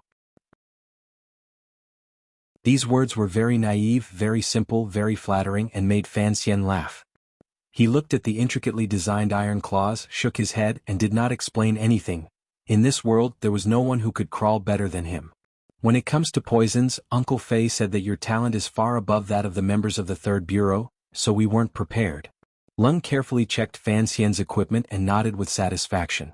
Fan Xian drooled and said, "But I lack materials." Chief Lung's interest was piqued. "What are you lacking?" "Makuzi, arsenic, strychnine, and Nanhai camphor." "Makuzi is too bitter, and it does not match your plan this time," Chief Lung said curiously. "Arsenic and strychnine are both very common." Fan Xian smiled bitterly. "With my current status, it is not convenient for me to ask someone to buy these things for me. It is easy to attract attention. Then make some chloroform. Teacher tested it the year before last and it is very effective," Chief Lung said excitedly. "It is better than strychnine." Fan Xian became even more excited and nodded. "But arsenic is a must. I tried it in Danzhou and it is very effective. It reacts faster than arrow poison." As soon as the topic of poisons came up, the two of them became professionally excited. The officials of the Third Bureau next to them were all of the same kind, and so they surrounded them and began a heated discussion, debating which poison could make a person die the slowest and most painful death, and which poison could turn a widow living under a memorial arch into the most ferocious animal on Lujing River. In short, the Third Bureau of the Overwatch Council was a perverted department, and there lived a group of perverted people. After coming out of the Third Bureau, Wang Qinian found that Commissioner Fan was not as calm as usual. His delicate face carried a hint of excitement and a faint red, as if he had done something. Fan Xian was beaming. Playing the scholar every day is too tiring. It is better to discuss practical life skills in a place like this. The perverted ancestor of the perverted Third Bureau, Mr. Fei was holding a cup of tea at the end of the corridor. He looked at his young student with a faint smile and a trace of satisfaction. "Why don't you stay in the Third Bureau?" Fei said quietly as he walked forward with his student. "Don't go to Northern Qi, don't be a court official, and don't care about the palace treasury. It would be nice to spend the rest of your life in peace." Fan Xian was silent. He knew that his teacher was worried about him. "You were very quiet when you were young, but you knew what you wanted." Fei Jie's eyes were a bit turbid, and the light brown color seemed a bit heavy. "After entering the capital, your heart's guard has become even firmer, but power is something that can easily make you lose yourself. Are you clear about what you want?" Fan Xian was silent for a while, then respectfully said, "I know." Fei Jie suddenly cackled. "If you want to walk that path, you must learn to kill, be willing to kill, and enjoy killing." Fan Xian's face was bitter. "I'm not a pervert." Fei Jie blinked his tired eyes and coughed. "This world is very perverted. If you are not perverted, how can you play around?" In front of Fei Jie, Fan Xian always felt that he was still the child with the porcelain pillow. He smiled sweetly. "There are many ways to play around." "All right. Teacher, why did the director sigh when he saw me?" Perhaps he was a little disappointed." "You are not as arrogant as the lady was?" Fan Xian was worried. A good man does not compare himself to a woman. Having said this, he took his teacher by the hand and went to Yisher Tavern. Today he had to get drunk. The whole capital already knew of his relationship with the Overwatch Council, so there was no need to avoid it. But Wang Qinian, who was behind them, was panting as he held a pile of files. He knew that these files were top-secret intelligence, so he did not dare to be negligent. He did not dare to follow them to Yisher Tavern to drink and have fun. He quickly called for his spies to be on guard, and uneasily rode the carriage to Fan Manor. The Crown Prince sat in the Eastern Palace with a gloomy expression. His hand gripped the wine cup tightly and his fingers trembled slightly. A moment later, he spat out a sentence from between his teeth. "Why do the women in the palace never learn to be content?" Xan Shaoqing of Taichang Temple did not dare to interrupt. He knew that the Crown Prince was in a particularly bad mood today. Everything that had happened in the past few days had made the entire Eastern Palace angry and angry. Even the usually gentle Grand Tutor had lost his temper a few times. First, it was the spring examination scandal. In fact, the Eastern Palace had suffered the least in this scandal. Of the dozen or so officials who had been arrested, only a few truly belonged to the Eastern Palace. Although the fall of Guiyu, the Minister of Rights, was an unbearable loss to the Crown Prince in the eyes of the officials, after the banquet, the Crown Prince discovered that Guo Baoquan seemed to listen to someone else. Gradually, he realized that the Guo family was actually on the eldest princess's side. So when Fan Xian brought down Guiyu, the Crown Prince was not angry. On the contrary, he felt somewhat gratified. No one expected that Sir Fan Jr. was the commissioner of the Overwatch Council. Xan Chiwu frowned slightly. He had drunk with Fan Xian many times, but he had never imagined that the gentle Fan Xian was actually a high-ranking member of the Secret Service. Crown Prince Li Qingqian shook his head. The gloominess on his face did not fade. Fan Xian is a sensible man. He exposed the scandal mainly because of his duty. It is understandable that he did not communicate with me beforehand. As long as you look at the matter, Fan Xian has given me enough face, I will not blame him too much. Furthermore, Sister Wanner made a special trip to the palace that day and handed over Fan Xian's personally written letter. I believe he did not intentionally target me. Xan Chiwu and Fan Xian were good friends, and of course he hoped that the Eastern Palace would have a powerful ally like Fan Xian in the Overwatch Council. He nodded in agreement. Indeed. Although Commissioner Fan did not say anything before, he did everything he could to remedy the situation. Unfortunately, he is about to leave for Northern Qi. Otherwise, I would be able to arrange for him to visit the Crown Prince. The Crown Prince snorted and slammed his wine cup down on the table. He said angrily, "Even if he wants to see me now, would Fan Xian dare to confide in me?" The Ministry of Justice incident has caused quite a stir. Although the Prime Minister and Minister Fan have not made any moves, do you think they do not know the relationship between Han Jiwei and me? I fear that the Fan family hates me more than enough, not to mention seeking refuge. Xan Chiwu was silent. He knew that the Crown Prince's handling of this matter was wise and prudent.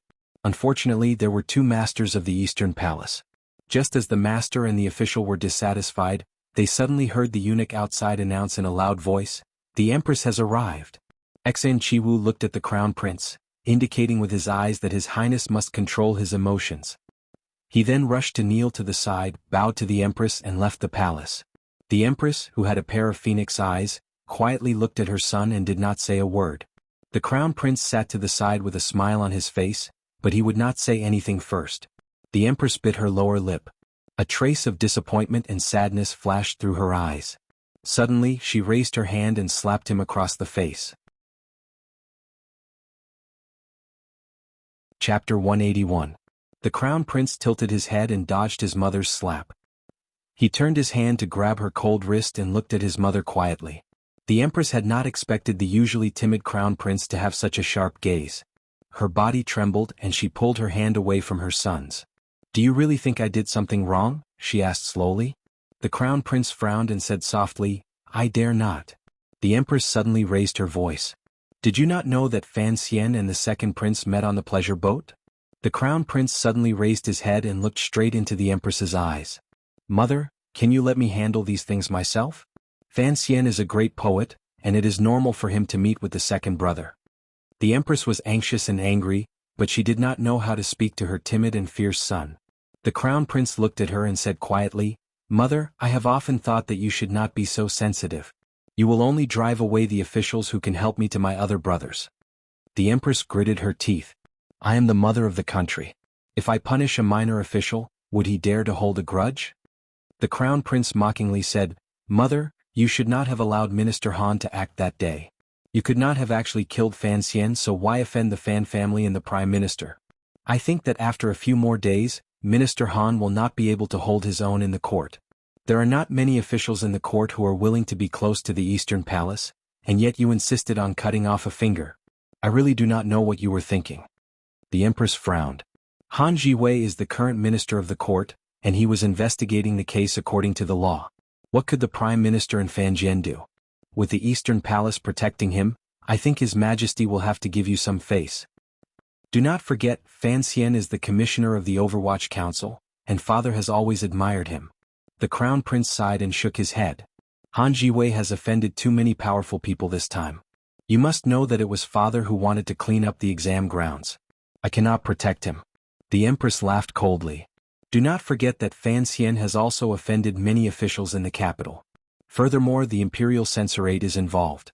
Although your aunt is far away in Xinjiang with her influence in the court, I am sure she will not stand idly by. Don't mention my aunt. The crown prince seemed to loathe the eldest princess. She's been too strange these past 2 years. She's actually colluding with Northern Qi. She's too daring. Where does she put the face of the Qing kingdom? As for that imperial censor Gua of the imperial censorate, he was just a pretty boy she used to play with. Even if he was assassinated by the Overwatch Council, she wouldn't bat an eye. After all, the crown prince was the heir to the throne of a country. Although the eldest princess had always been close to the Eastern Palace, after Fan Xian's words fell like snowflakes across Jingdo, the crown prince was also a bit afraid of the eldest princess. Of course, there were other reasons. The Empress said painfully, "We have no other help except the eldest princess. I will rely on Imperial Father." The crown prince replied calmly. At this moment, the crown prince, who had always seemed rather cowardly, finally displayed the innate political sense and judgment of a member of the royal family. The Empress slowly closed her eyes and said, "In short, I don't like Fan Xian. Think of a way to kill him." Crown Prince slammed the table angrily and said, "Die? Have you forgotten that Fan Xian is Chin'er's husband? You mustn't listen to my aunt all the time. That woman is mad, do you know that? Do you also want to become mad and be chased out of the royal palace?" The Empress was so angry that her entire body trembled. Pointing at the crown prince's nose, she said in a trembling voice, "What do you know? What do you know? What do you know? What do you know?" Perhaps the crown prince's words had touched the Empress's old wounds. In her anger she said, "What do you know?" 4 times in a row. The eunuchs and serving girls had long hidden far away. In the Eastern Palace there were only the mother and son. After a very long silence, the Empress stood. However, her body seemed a bit weak and swayed. The crown prince quickly rose to support her and helplessly asked for forgiveness. The Empress looked at her son with incomparable misery. There were already wrinkles at the sides of her beautiful almond-shaped eyes. Faintly she said, Throughout the dynasties and dynasties, the crown prince has always been the most difficult position to sit in. You have to guard your front and back. There is no one at home. You probably don't have many memories of the turmoil 12 years ago, but I remember clearly that if you don't fight for it, then what belongs to you will be taken away by others. The crown prince did his best to soften his voice and said quietly, I understand. Mother, go back to the palace to rest. The empress shook her head. You don't understand. These days I've always had a bad feeling. This feeling is very strong, just like many years ago when that woman entered Jingdo. Which woman? The crown prince asked curiously. At that moment, the heavy wooden door of the eastern palace was suddenly pushed open. Who is it? The crown prince furrowed his brows and angrily rebuked. An old eunuch walked in with a bent body and said respectfully, I, Hong Xiang, have come on the Empress Dowager's orders to invite the Empress to Hongguang Palace for a chat. A glimmer of fear flashed across the Empress's face. Shortly after, she piled a smile on her face. With a dignified bearing and the serving girl's support, she followed the bent eunuch Hong toward the true mistress of the royal palace. The crown prince furrowed his brows slightly. Although he disliked the old dog's rudeness, he knew he was the eunuch closest to his grandmother. Even his mother didn't want to offend him. Naturally, he wouldn't do anything more. The candlelight in the palace gradually dimmed. Crown Prince Li Qingqian thought of the absurd farce that day in the Ministry of Justice and felt even more depressed. He truly didn't understand why his mother listened to the eldest princess's words. Thinking of that young and charming aunt, the Crown Prince's heart warmed. His face was ashamed and slightly terrified. However, his eyes gradually revealed lust. He flicked his sleeves and walked toward the back of the hall. A moment later, there was a burst of almost inaudible moaning. A palace maid was tossing and turning under his body, begging for pleasure. The crown prince had completely lifted the woman's palace gown to her neck and face, covering her face, only revealing her white and full chest. As he forcefully penetrated, he panted heavily. He thought to himself, why are all the gentle and charming women in the world unwilling to lie obediently in bed and insist on showing off their stupid methods? Spring had come, the flowers were in bloom and the birds were chirping. Yang Wanli and the other 3 newly promoted officials went to Fan Manor again, wanting to bathe in the spring breeze of Sir Fan Jr.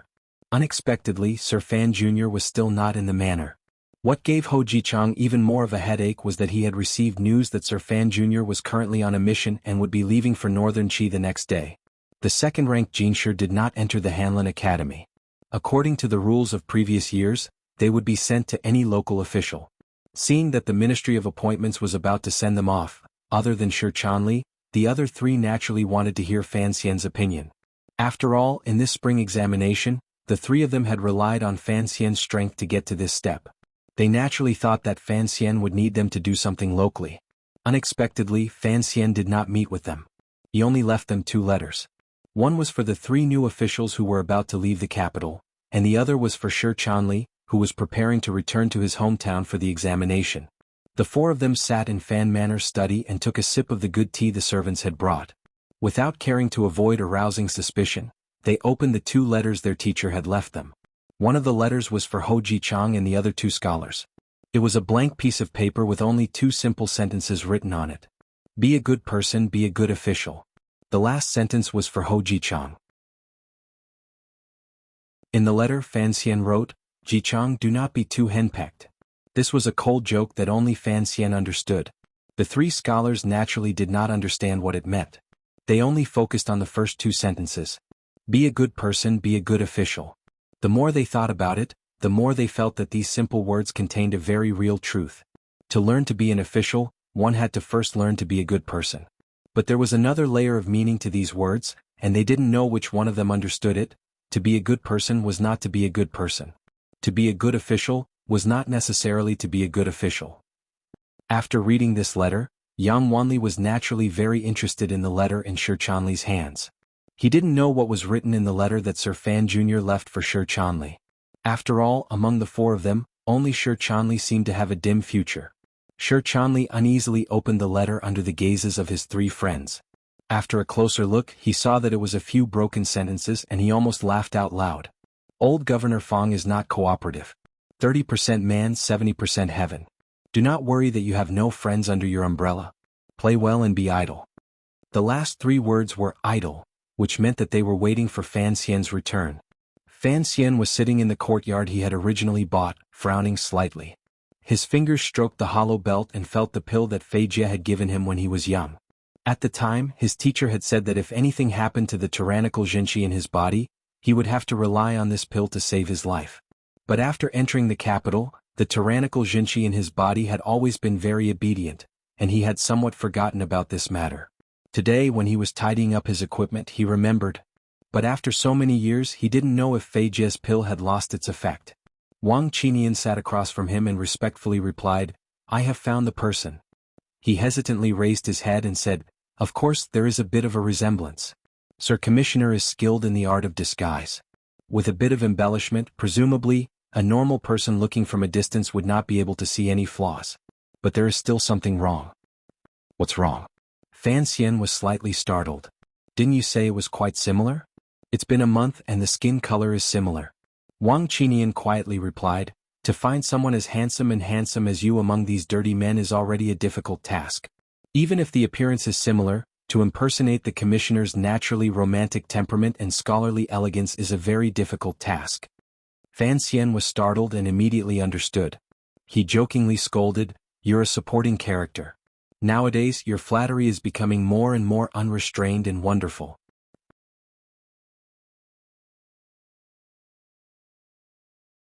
Chapter 182.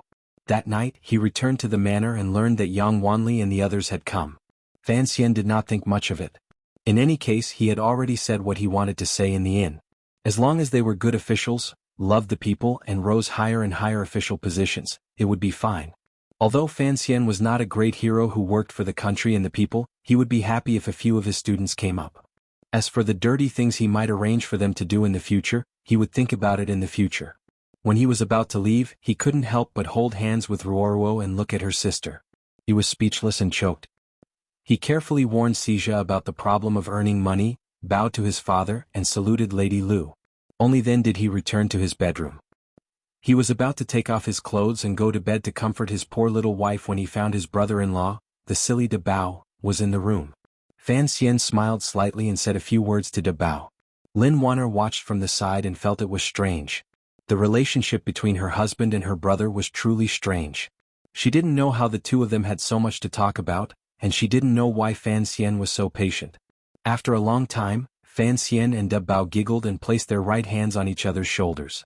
They shouted something like a slogan before allowing the servants to lead De Bao out. "What are you talking about with De Bao?" Lin Wanner pitifully hugged the thin blanket and looked at him. She pouted as if she was jealous of her brother. Her bare feet were exposed outside the edge of the blanket. Her snow-white feet were exceptionally beautiful under the yellow blanket. Fan Xian smiled slightly and sat on the side of the bed. He stretched out his hand and gently stroked his wife's feet. His fingers playfully tickled the soles of her feet. He replied, "He promised little Xian that if little Xian doesn't stay in the capital to play with him, he will be good." Lin Wanner felt the soles of her feet go numb. Hearing this flirtatious double entendre, her snow-white face suddenly reddened. Even the tips of her ears were a bit red. She looked very cute. She quickly pulled back her feet and said shyly, "It's still early." Fan Xian teased, "Not early, not early. We leave tomorrow. We have to do it as soon as possible."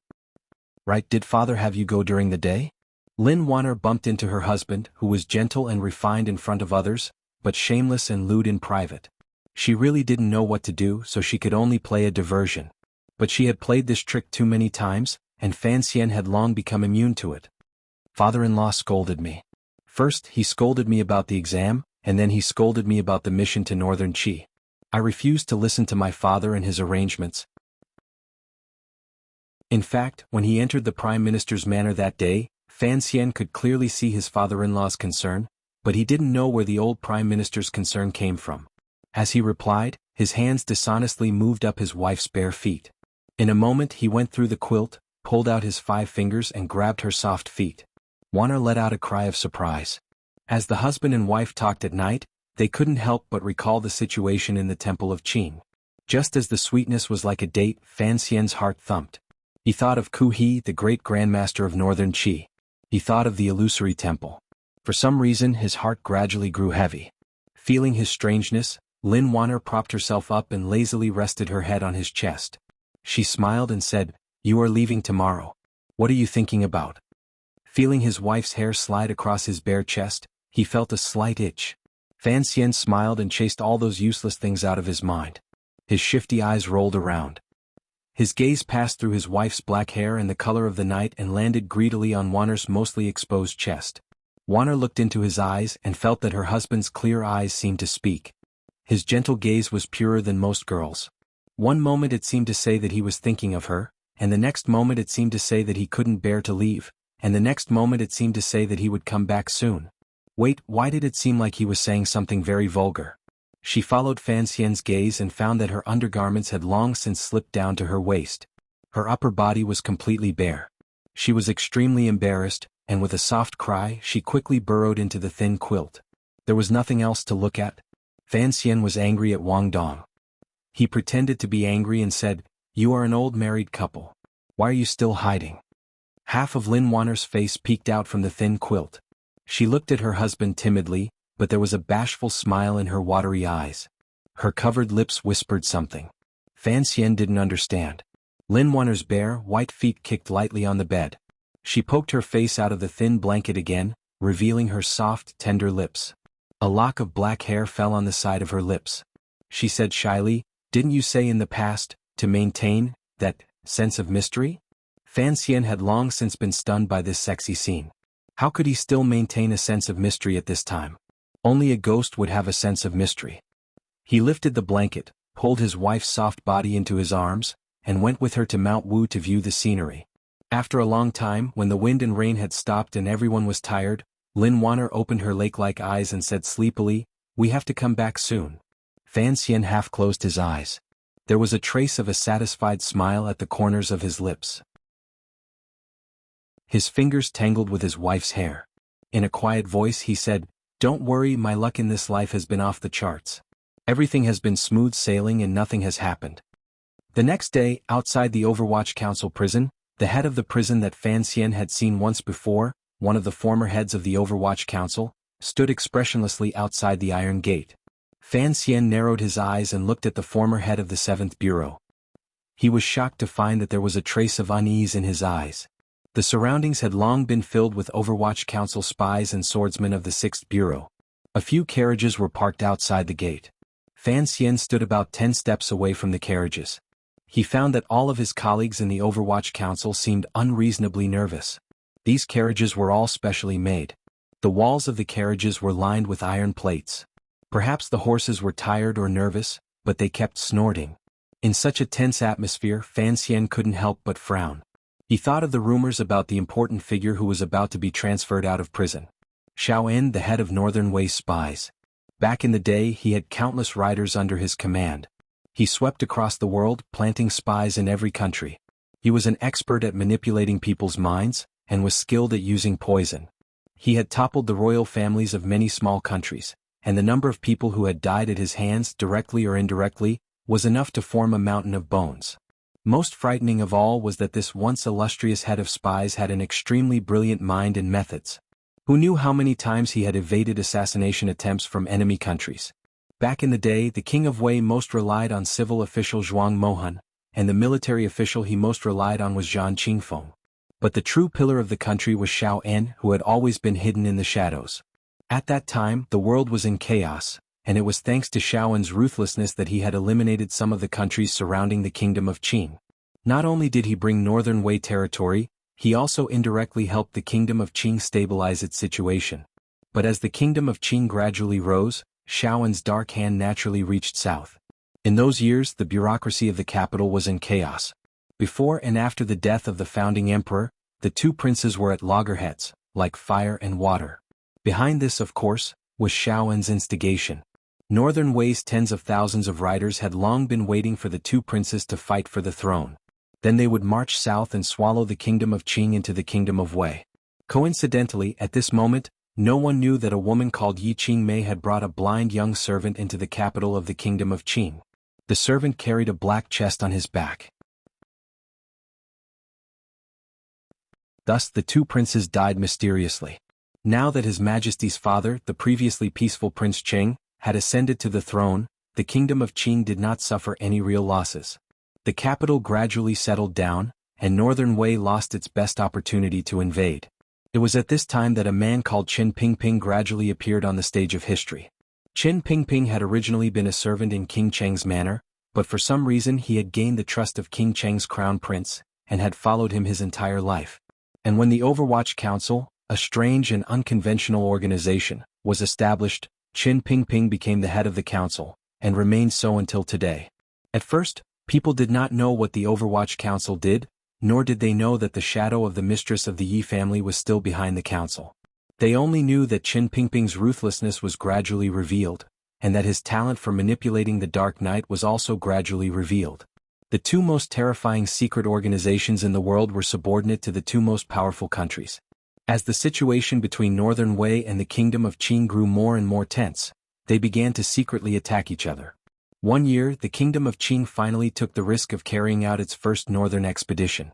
This action of smashing a rock with an egg finally failed miserably in front of Northern Wei, the most powerful country in the world.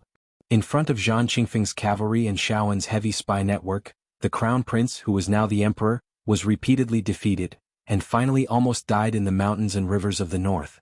It was Qin Pingping who led a group of black knights through the treacherous battlefield that saved the crown prince's life. At the same time, he ordered the spies of the Overwatch Council hidden in Shangjing of Northern Wei to begin spreading rumors, bribing high-ranking officials, and framing General Zhang Qingfeng. After a number of sacrifices, a crack finally appeared in the battlefield in the mountains of the north. The road back to the kingdom was long and dangerous. Many times, when the troops were in desperate straits and ran out of food and water, Qin Pingping, who was not as old as he was now, expressionlessly left all the food for the crown prince and his subordinates, while he drank horse urine and ate grass. In the end, only a tenth of the black knights made it back to the capital. On the way back, he relied on a female prisoner of Dongyi to serve the crown prince, who was heavily injured and recovered. This female prisoner of Dongyi was the mother of the great prince of Qin, Lady Ning of the palace. Even after a long time, people were still guessing what kind of plot Qin Pingping had used to make a great general like Zhang Qingfeng lose the trust of the Northern Wei royal family. But no one had a real answer, not even the Empress Dowager of the Kingdom of Qin. Only some people vaguely knew that it was related to the secret affairs of the Empress of Northern Wei. From that day on, Qin Pingping gained the absolute trust of the emperor and the crown prince. At the same time, a phrase began to spread throughout the world. In the north was Xiao En, in the south was Qin Pingping. Chapter 183. The heavy iron door was slowly pulled open. The well-oiled mechanism did not creak, but this silent pressure made the people of the Overwatch Council, who were guarding the door, feel nervous. Fan Xian lowered his head slightly and his left eyelid twitched. He felt a faint chill coming from behind the iron door. It seemed that this man, who should have been in his 70s or 80s, who should have lived only in the pages of history, after being imprisoned for 20 years, still exuded the aura of a secret agent. The sound of the iron chains dragging across the stone floor was somewhat ear-piercing. The sound grew louder and louder, indicating that the man inside was getting closer and closer to the iron door. Fan Xian raised his head and looked calmly at the iron door. He thought about how Qin Pingping had led the Black Knights in a surprise attack during the Second Northern Expedition, and how he had captured Xiao En, who had secretly returned to his hometown to attend a wedding, and brought him back to Northern Qi. But because of this, Qin Pingping's legs were crippled. The Xiao En was truly a powerful man. After Xiao En was captured by the Kingdom of Qin, the Kingdom of Qin went on another northern expedition. After 3 northern expeditions, the once insufferably powerful Northern Wei was beaten to the brink of death. In the end, it split into countless smaller countries. Directly inheriting Northern Wei's power and most of its territory was the Northern Wei Jidushi, the Zhan family, who established the country as Qi. This was the origin of the Kingdom of Northern Qi. Back then, General Zhang Qingfeng had been demoted for no reason, and Northern Wei had fallen apart. In the end, it was the Zhan family who had emerged from this terrible mess. This was truly a strange thing. The spring sun shone gently through the tall trees outside the prison and onto the iron door, leaving mottled marks on the door. At the same time, it lightly imprinted itself on the old man's face. The sound of the iron chains dragging across the floor suddenly stopped, and an old sigh rang out. Outside the iron door, the 4 swordsmen of the 6th Bureau of the Overwatch Council gripped their ropes tightly, as if they were facing a great enemy. They were far away from the shackles, and there was a man in the shackles. His hair was a mess and his wrists and feet were shackled with steel, but his clothes were very clean. That old sigh came from the wrinkled lips under the disheveled hair. After the sigh, the old man faintly sighed again, the taste of sunlight, it's been a long time.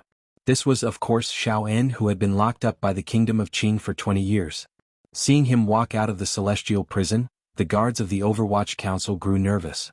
It was as if they could smell the sweet scent of blood in the air. Fan Xian frowned slightly. This man's aura could easily drive someone mad. Everyone gripped their swords tightly in their hands, or their fingers tightened on the triggers of their crossbows, aiming at the tall but stooped old man. A dull thud resounded. The former head of the 7th Bureau, who was now a prison guard with turbid eyes, walked forward and smacked Xiaoen's back with a rod for no reason at all. Xiaoen didn't seem to feel anything. He slowly turned his head to look at the former head of the 7th Bureau of the Overwatch Council. He let out a soft breath and blew away his messy hair, revealing a pair of cold, serene eyes and a pair of withered lips. In a raspy voice he said, "Old neighbor, we've lived together for 20 years. I'm about to leave and you're just going to send me off like this?" The former head of the 7th Bureau slowly closed his eyes and lowered the rod in his hand, as if afraid of Xiaoen's eyes. He took 2 deep breaths and said, "These are all young people. Why must you provoke them? If they accidentally kill you now, I don't think you'll be satisfied." Xiao En slowly blinked and looked at the handsome young man in the crowd surrounding him. Fan Xian noticed that he was looking at him. He forced his Jinchi to steady his mind and smiled back. Xiao En was a little surprised that such a young man could be so calm. He shook his head and said to the prison guard, "I'm leaving the kingdom of Qing. I don't think you'll have to stay in the celestial prison any longer. But I think you must be hoping that I'm dead. Otherwise, I'll find a way to make you pay me back for the 20 years we've been together." The prison guard was expressionless. "I wish you a safe journey. Don't ever come back." Xiao En laughed hoarsely. "I'll definitely come back." He looked at the prison guard's face and said, emphasizing each word, "No matter how much you torture me, I'll use it on your children." The prison guard closed his eyes. He knew that if Xiao En could regain control of the dark forces of northern Qi, then he would be able to exact his revenge on him. It would be extremely difficult for him to protect his family. Xiao En threw his head back and laughed. The heavy chains on his body began to clang, as if he was afraid that this terrifying figure would soon be freed. The people of the Overwatch Council were incredibly nervous. Only Fan Xian, hearing the hatred in his opponent's laughter, felt slightly nervous and narrowed his eyes. He still didn't understand why the eldest princess was playing this game. The air outside the Overwatch Council's prison was incredibly tense. It was as if there was a faint bloody light emanating from the man in the shackles. At that moment, there was a creaking sound, and the ordinary black wheelchair slowly approached the shackles. Fei Jia was pushing the wheelchair and Qin Pingping was sitting in it. The wheelchair didn't make a loud sound, but it was like a bell that shook everyone out of their nervousness. Everyone saw that the director had arrived and for some reason, they all let out a collective sigh of relief. They were nervous facing Xiao En, because they didn't know what this legendary figure would do once he was released from prison. Qin Pingping's arrival put everyone at ease, because all the officials of the Overwatch Council deeply believed that as long as Director Qin was here, Xiao En could not rebel. Qin Pingping slowly raised his head and looked at the old acquaintance in the shackles. "What are you laughing at?" His voice carried a trace of disdain and a trace of amusement. Xiao En, with his head full of disheveled hair, looked at Qin Pingping in the wheelchair and suddenly said, "I'm laughing at the fact that your legs were destroyed by my hands." Qin Pingping smiled and shook his head. "I thought you were laughing at your tragic life. You've been locked up by me for 20 years. What else do you need to say? I'm the victor and you're the loser. This is a fact that history has long determined, and you will never be able to change it." Xiao En roared and his white hair flew back like swords. In his rage he took 2 steps forward and the chains shook violently. The 4 swordsmen of the 6th Bureau who were holding the shackles, exerted all their strength to hold him back. The 2 forces clashed and a cloud of dust rose in front of the prison. Qin Pingping, however, was not nervous at all. He looked at him with pity. "You're already so old, how can you still be so angry?" Xiao En suddenly closed his eyes and faced the sky. After a long time he opened them again and a cold light shone from them. "Qin Pingping, do you really dare to let me go back to the north?" Qin Pingping smiled. "Go back and enjoy your retirement. Behave yourself. I'm also old now, and I can't be bothered to go so far to catch you." Xiao En's voice was as sharp as a knife, and his aged voice was like the rust on a knife. It scraped against everyone's ears. "My son died by your hand at the wedding. I don't think you'll ever have the chance to catch me again. Chen Pingping waved his hand, and Fan Xian walked over with a smile on his face. The closer he got to Xiao En, the more he felt his innate coldness, but his expression remained unchanged. We're already old. What else can you do? If one day I have to catch you. Chen Pingping smiled. Xiao En, this is Fan Xian. He's my successor. He'll be with you on this trip to the north. I don't think you'll be lonely. Xiao En turned slightly, and the shackles clanged against the chains again. The old man gazed at this young handsome official of the Overwatch Council through the strands of hair in front of his eyes. He didn't say anything for a while. Only now did Fan Xian see clearly the lingering hatred in Xiao En's eyes. Pushing the wheelchair, Fei Jie slowly said, Sir Xiao En, I was the one who poisoned the wedding. Coincidentally, Fan Xian is my student. Chen Pingping and Fei Jie smiled at the same time. Fan Xian smiled at the perfect moment. Senior Xiao En, if there's anything in the future, I'll be the one to accompany you. Xiao En chuckled, but there was no joy in his laughter. It was cold and murderous. His greatest defeat in this life had been given to him by Chen Pingping and Fei Jie. He had never imagined that the young man who would be escorting him back to the north would have such a deep connection with them. He tilted his head slightly to look at Fan Xian. You're still too young. You'll have to be careful on the road. Fan Xian bowed politely. I'll learn from you on the road. The grass by the side of the road was as fine as jade. Low branches hung in the sky beside the carriages. The silent carriages left the prison of the Overwatch Council and followed Tianhe Avenue to the north of the city. Along the way, the city patrol yamen had set up checkpoints. There was no one on the long street, only soldiers standing guard. In the distance, a few crossbowmen of the 6th Bureau could be seen, occupying the eaves of a few buildings. The side gate of the palace was closed. The commander of the palace, Gong Dian, looked coldly at the carriages in the distance. Suddenly he said, I admire Fan Xian. The general beside him frowned. Sir? Gong Dian's lips curled up. You've never had any dealings with Xiao En, so you don't know how dangerous this trip will be. Fan Xian's name is known throughout the land, and he's a member of the royal family. There's no need for him to go to northern Qi. But this kid has the guts to accept this mission. I really admire him. Fan Xian sat in the first carriage and closed his eyes to rest. The real diplomatic mission had left the capital the day before. Fan Xian and his entourage, including himself, had been delayed to the end because of the secret agreement to trade Xiao En for Yan Bingyun. Last night, he had prevented his family from seeing him off. His entire mind was focused on this mission. Fan Xian seemed to be falling asleep with the rise and fall of the carriage, but he was thinking about many things. Aside from Xiao En, Sea Lily's plan for the House of Red Sleeves was also very tricky. Only now did he remember that the gentlewoman he had spent a night with was in the carriage behind him. He couldn't help but be slightly startled. At that moment the carriage jolted. He knew that the carriage had rolled over the stone ridge at the north gate of the capital. Chapter 184. As soon as they left the capital, the sun dimmed. The carriages passed by the pavilion without stopping, and the willow trees on the main road sent them off as they slowly made their way north. The officers and soldiers of the city patrol escorted the diplomatic mission 18 miles out of the capital before returning, handing over the task of keeping an eye on the defenses along the way to the capital garrison. The diplomatic mission's primary means of transportation were carriages, and there were more than 10 of them. Aside from carrying people, most of the space was reserved for ceremonial preparations for the trip north. Xiao En's shackles had not been removed, and he was locked up in the second carriage. There was also an official from the Overwatch Council in charge of his daily life. The official smiled and carefully wiped the face of this serious criminal with a towel. The towel was very soft, and it did not hurt Xiao En's old and withered face. If I capture you and use you to threaten that young man named Fan, would it have any effect? The chains clanked and Xiao En's old voice rang out in the carriage.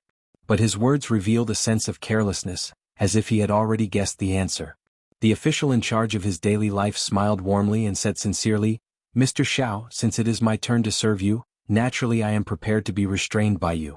But as a citizen of the kingdom of Qin, when the time comes, I will have to commit suicide by poison, so as not to make things difficult for the people of the council. Xiao En closed his eyes, and the cold aura around him gradually faded. My hair is too long, he said quietly. Help me tie it up. The conversation between the two seemed to have missed something. Xiao En was currently restrained by the chains, so how could he restrain this official of the Overwatch Council? Perhaps both of them knew that once they left the capital, these thin chains would not be able to restrain the terrifying Xiao En forever. The official walked to Xiao En's side and took out a comb from a small cupboard. He carefully combed Xiao En's snow-white hair, which reached his waist. His fingers were strangely steady and did not tremble in the slightest. Decades ago, Xiao En had been one of the few ninth-level masters in the world. If he had not been imprisoned in the Overwatch Council for 20 years, suffering great torture, and having his body and spirit damaged by the poisons of the Third Bureau, people would have guessed that he would have long ago become a Grandmaster. Even so, Bing Hu still had some power. Just by looking at the Overwatch Council's expression as if they were facing a great enemy when he came out of prison, as well as the power that naturally seeped out of his body, one could tell that this old man still possessed terrifying power.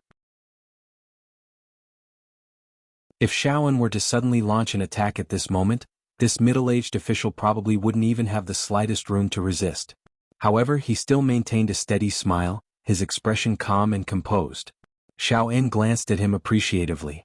He knew that Xiao En had most likely already made up his mind. Once he was subdued, he would immediately commit suicide by ingesting poison. He just didn't know where the poison was hidden on his body. Is the Qing kingdom really so good that you would willingly and even happily guard me, a demon, by my side? This was something that Xiao En had always been puzzled about. The bureaucracy of the Qing kingdom was clearly corrupt, and yet the Northern Wei kingdom that he had once served had fallen apart overnight.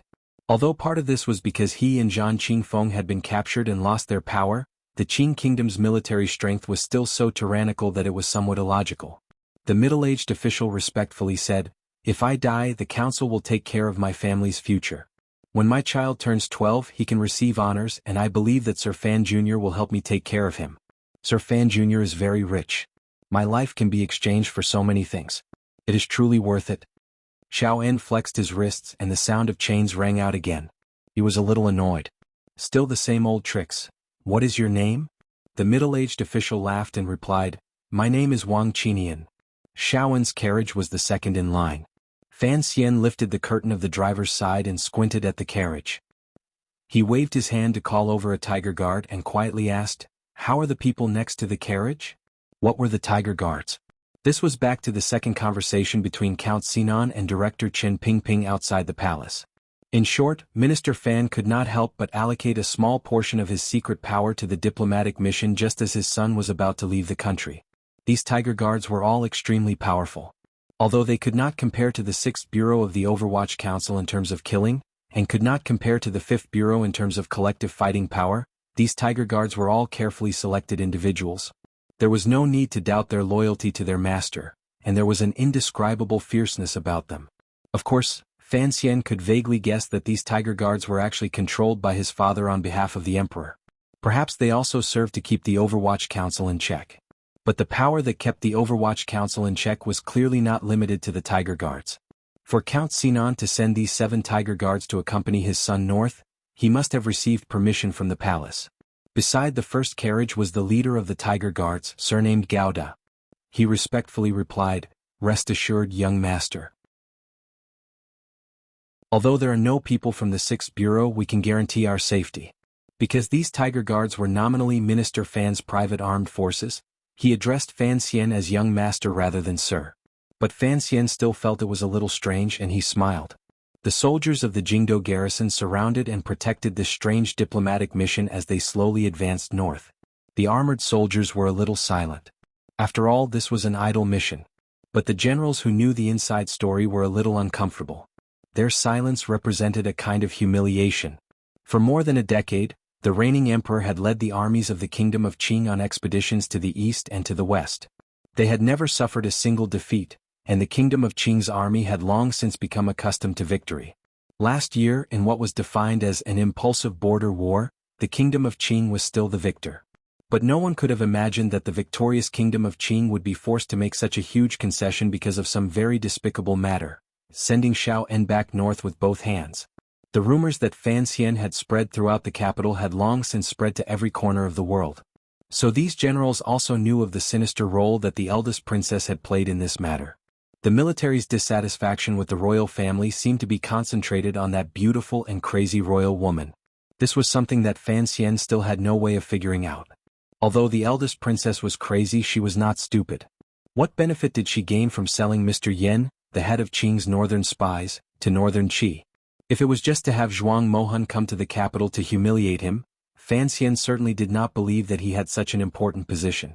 If the eldest princess was seeking outside help from northern Qi for the sake of the future struggle for the throne, wouldn't this offend the majority of the military? No matter how he looked at it, this was a deal that did not make up for the losses. The diplomatic mission's carriages had already traveled north for half a day. The sun gradually sank into the mountains and the light grew dimmer. The carriages began to rest by the edge of a large forest. The deputy commander of the diplomatic mission came to ask for instructions. According to the rules, the diplomatic mission should stop for the night at a relay station 3 miles ahead. Fan Xian thought for a while and then shook his head. He ordered that they stop there for now and that they would discuss it later. He then got out of the carriage, stretched the numbness that came with being immobile for so long, and strolled to the rear. The leader of the Tiger Guards, hand on his long knife, silently followed behind him. Fan Xian looked down and noticed that the Tiger Guard's knife was strangely long. He couldn't help but ask curiously, will it be inconvenient to draw it? Under Wu Zhu's guidance, he paid particular attention to reaction speed in battle. He knew that the longer the weapon, the slower the weapon's owner's reaction would be. The leader of the Tiger Guards, Gao Da, raised his long knife and calmly presented it to Fan Xian. He explained, there's a mechanism so we can draw the knife faster. Because I'm mainly responsible for covering and intercepting, the 7 Tiger Guards in this party all use long knives. We just want to increase the killing range. Fan Xian nodded, indicating that he should not follow. By now he had already reached the side of the second carriage. He gently twitched his nose, as if he could faintly smell the scent of blood and ice coming from the carriage. He couldn't help but smile, thinking that if Wang Qinian and that old freak continued to stay together, they would eventually go crazy. Sure enough, as soon as he saw Fan Xian enter the carriage, Wang Qinian stood at the door of the carriage with a pained expression. Sir, when can I rest? Wait for another 2 days. Fan Xian smiled and patted his shoulder. Has Shaoan made any strange moves? Wang Qinian shook his head and calmly recounted Shaoan's every move for the past half an hour to Sir Fan. Fan Xian listened calmly. He knew that Wang Qinian's words would certainly fall into Shaoan's ears, but he was not worried. After a while, he quietly said, I'll go in and take a look. It's dangerous. Wang Qinian shook his head disapprovingly. The sick tiger is still a tiger. Although Shaoan is not as strong as he was once a 9th level fighter. If you're not careful and he captures you, what should we do? Fan Xian replied, Don't worry. Shaoan is not an idiot. We're only a few miles from the capital. If he tries anything strange at this time, he'll be seeking his own death. Of course he knew of Shaoan's terrifying power. What did a 9th level fighter mean? He only had to think of the time when he had snuck into the palace at night, and Yan Xiaoyi's arrow, which seemed to come from beyond the heavens, to understand. And we'll be traveling together for a long time. Am I not going to see him? Fan Xian laughed. In the gloomy carriage, Shaoan's face was gloomy. His white hair had long since been tied up. Fan Xian held the small box he was carrying. He lifted the curtain and entered with a smile. Mr. Xiao, we're going to northern Qi's Shangjing. It's a long way. Let's get some food and water first. Xiaoan slowly opened his eyes and a cold light flashed in them. He smiled. Thank you for your hard work, Sir Fan. Fan Xian did not seem to fear Xiaoan's methods at all. With a face full of smiles, he opened the lunchbox and carefully fed the desserts to the old man's still somewhat dry lips. Then he fed him some water. After a moment of silence, Xiaoan suddenly said, These poisons are useless.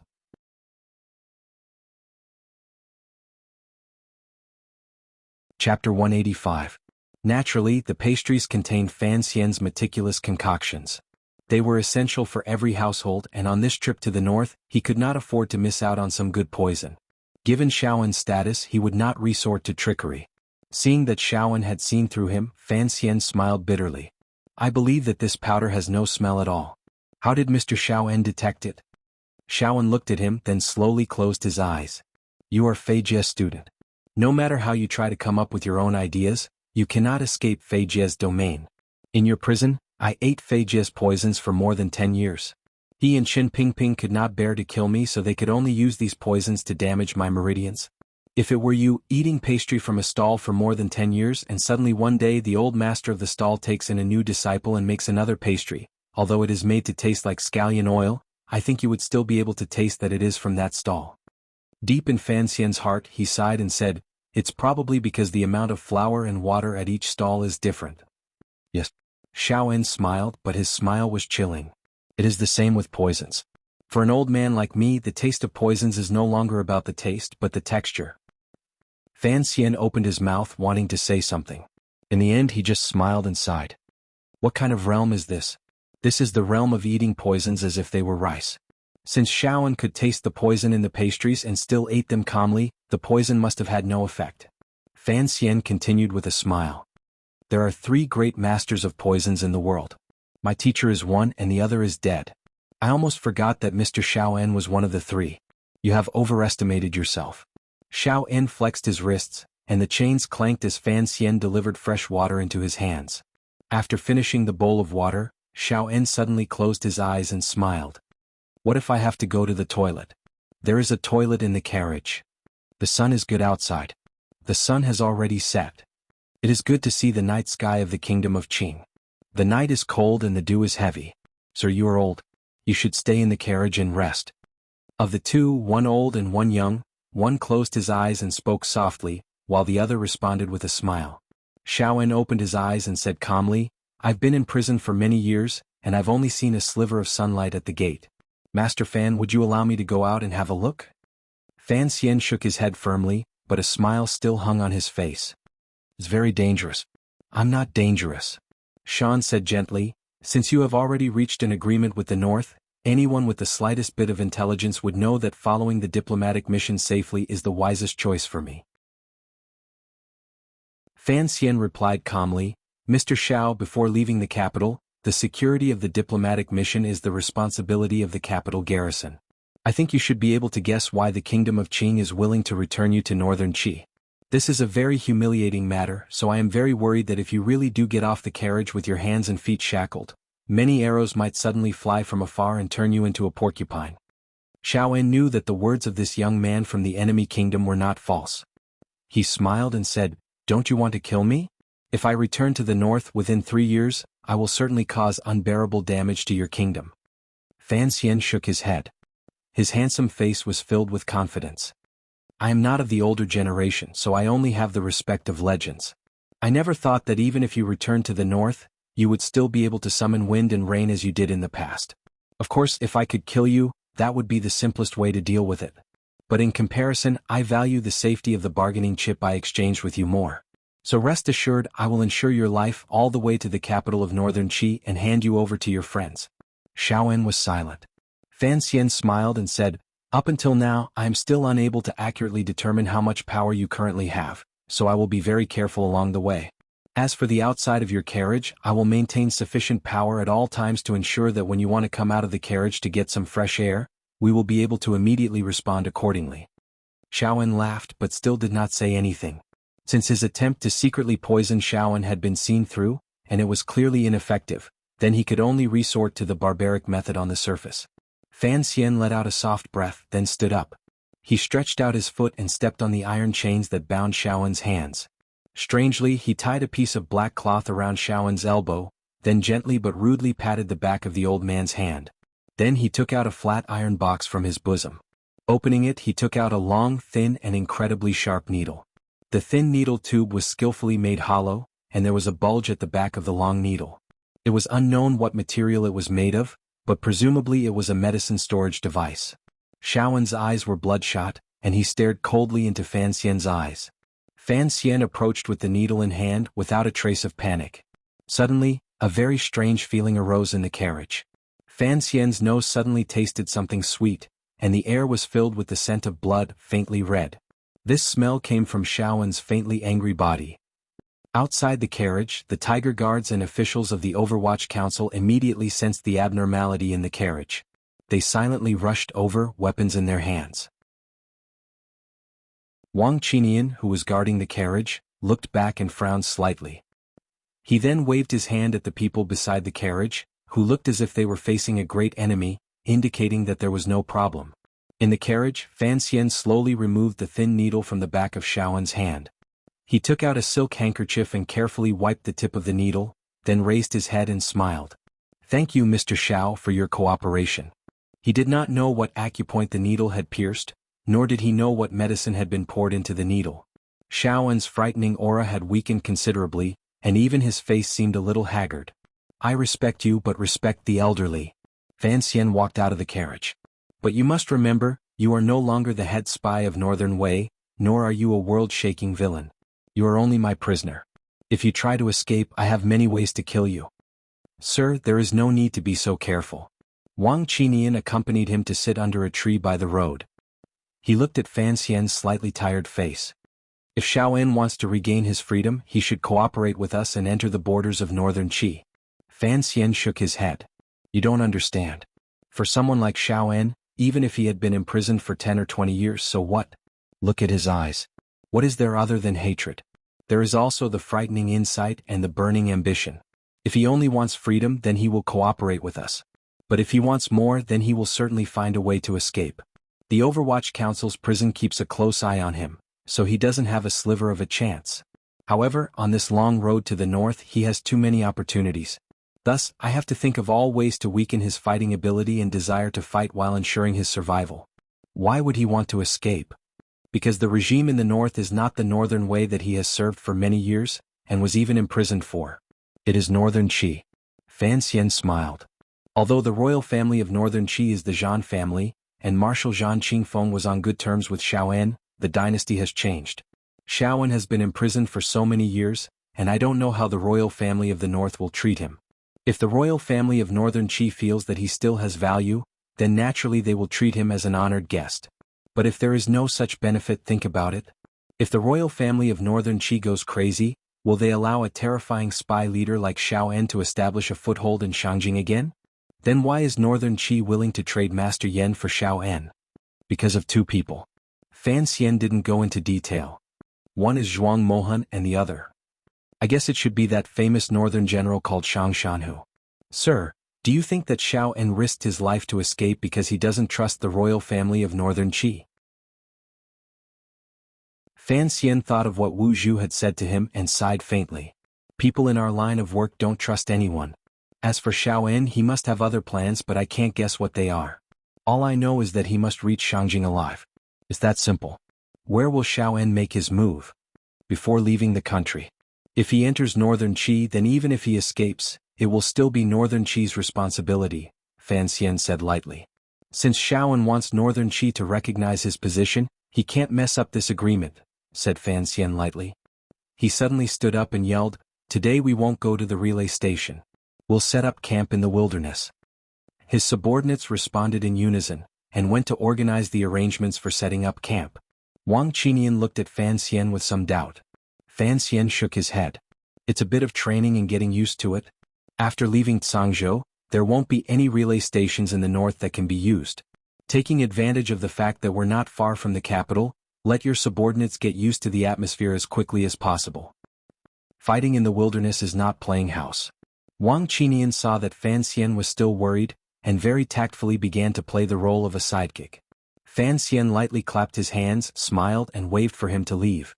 Then he sat silently under the tree, looking at the carriage and thinking about the old man inside. I don't want you to suddenly change your name to Shawshank. Earlier, when injecting poison into the carriage, Fan Xian had still been a little nervous. He didn't know whether or not Xiaoen would suddenly attack. After several investigations, he still didn't know how much power this 9th-level ace, who was one of the best in the world, had retained after more than 10 years in prison. But he knew that until the best opportunity came, the terrifying Xiaoen would be very obedient. The mountain wind blew from the forest behind Fan Xian, blowing through the sweat-soaked clothes on his back. It was damp and cold. After a while, he stood up, expressionless, and walked toward Sea Lily's carriage. Chapter 186. Time can change many things, including a person's appearance and mental state, but there are exceptions. When Fan Xian stepped into Sea Lily's carriage, the first thing he saw was a slightly haggard, but still beautiful woman. Half a year in prison did not seem to have done any damage to the face of the most popular woman on Lujing River. Seeing Fan Xian enter, Sea Lily bowed slightly. Her eyes were slightly flustered, as if she did not know how to address him. It seemed that she was not prepared for this meeting. Fan Xian quietly looked at the girl's face. He found that her eyebrows were still soft like willow branches, and her black eyes were still moving. However, her lips had not been colored today, so they looked a little pale. When the two of them first met, Fan Xian was the illegitimate son of a nobleman who had just arrived in the capital. Sea Lily was already the most popular woman on Lujing River. That night he caressed her crazily. Although he had not truly reached ecstasy, he had done all the most intimate things between a man and a woman. But he had not expected that Sea Lily was a spy planted in the Qing kingdom by Northern Qi. Through the second prince's invitation, she and Wu Bowen had set up a plan to assassinate Fan Xian. Fan Xian was lucky enough to escape that disaster. In the end, he entered the Overwatch Council, and now he had taken on the duty of returning Sea Lily to Northern Qi.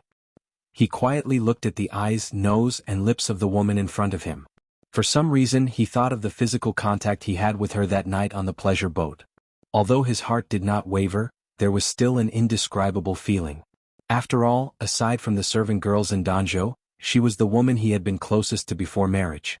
A few days ago, I rode by Lujing River. The silence in the carriage was broken by Fan Xian's gentle words. I saw that pleasure boat again. Sea Lily was slightly taken aback. She had not expected this handsome young man to use such a line as an opening remark. She had thought that what followed would be a very serious conversation. Fan Xian laughed. It's already very run down, but I don't think you will miss that place. Sea Lily smiled bitterly. I am a duckweed, a guest on the 4 seas. Please do not make fun of me, sir.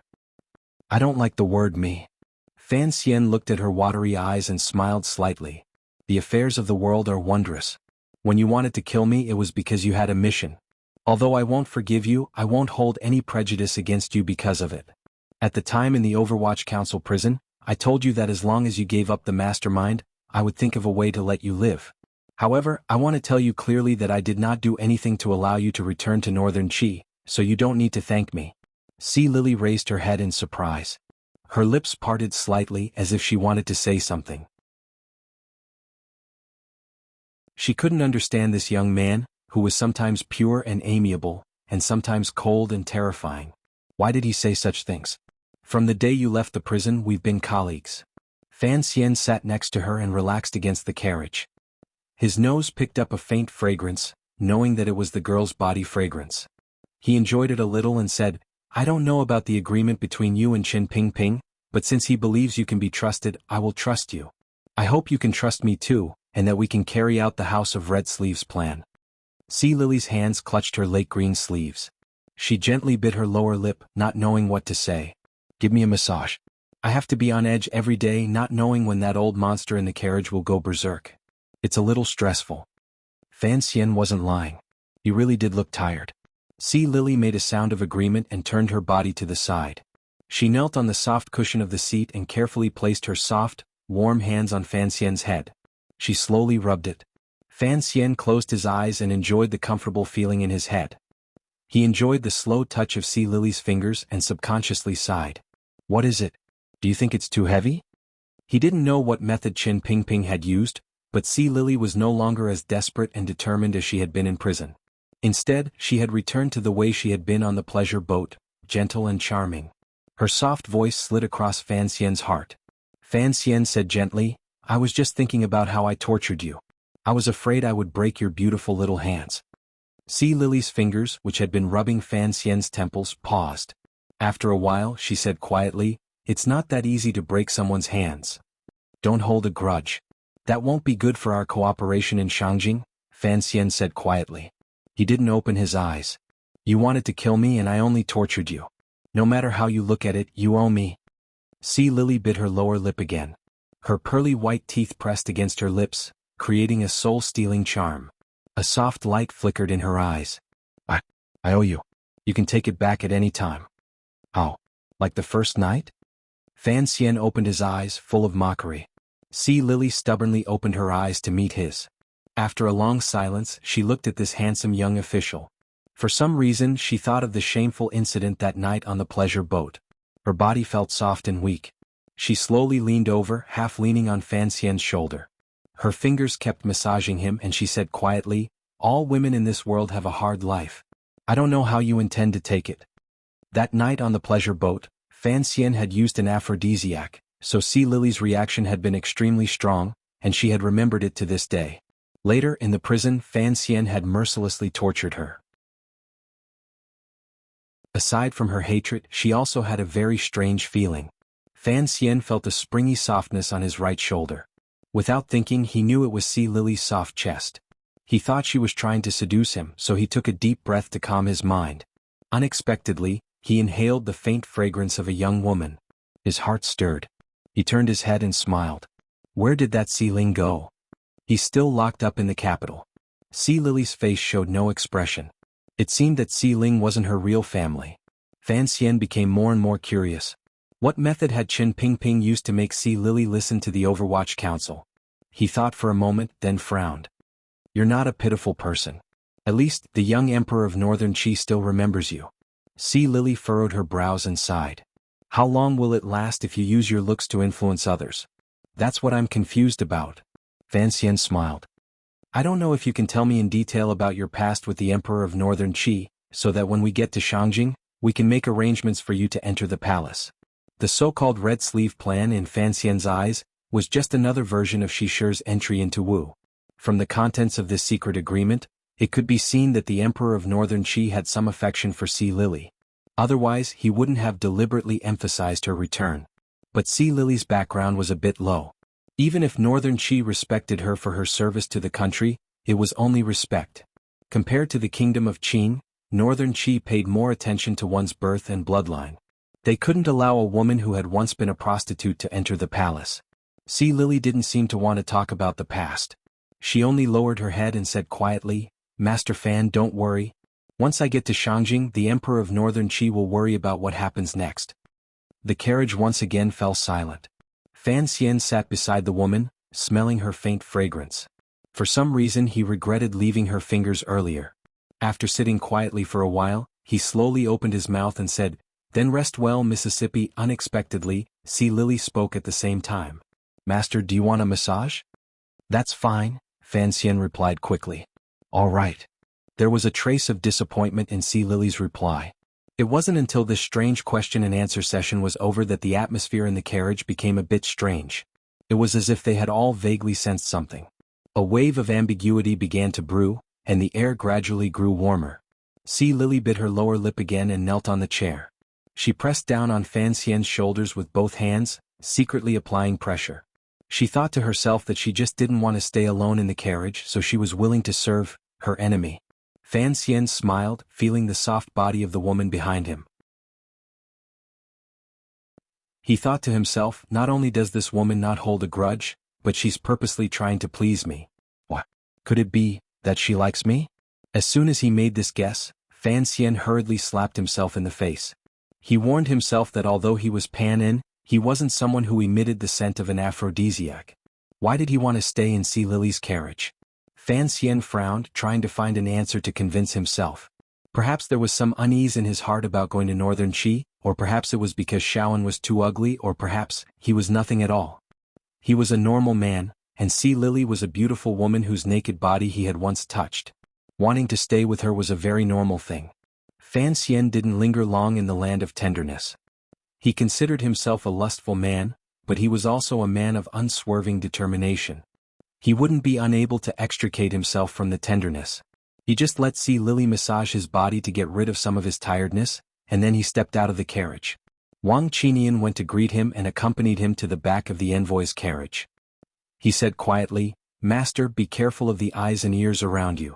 After all, Sea Lily will be given to the Emperor of Northern Qi. In the future you will be staying in the carriage for so long. Let me clear the area first, lest any rumors spread to Shangjing and affect your future plans. Fan Xian knew that his confidant was thinking the wrong thing, but he didn't say anything.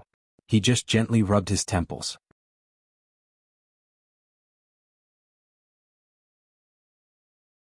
Chapter 187. After leaving the capital, the diplomatic mission immediately sped up. Along the way, they were no longer accompanied by the disdainful gazes of the garrison generals from afar. The members of the diplomatic mission, including the officials of the Overwatch Council, appeared to be much more relaxed. It was now the third month of spring, and the further north they went, the richer the colors of spring became. It was truly a strange sight.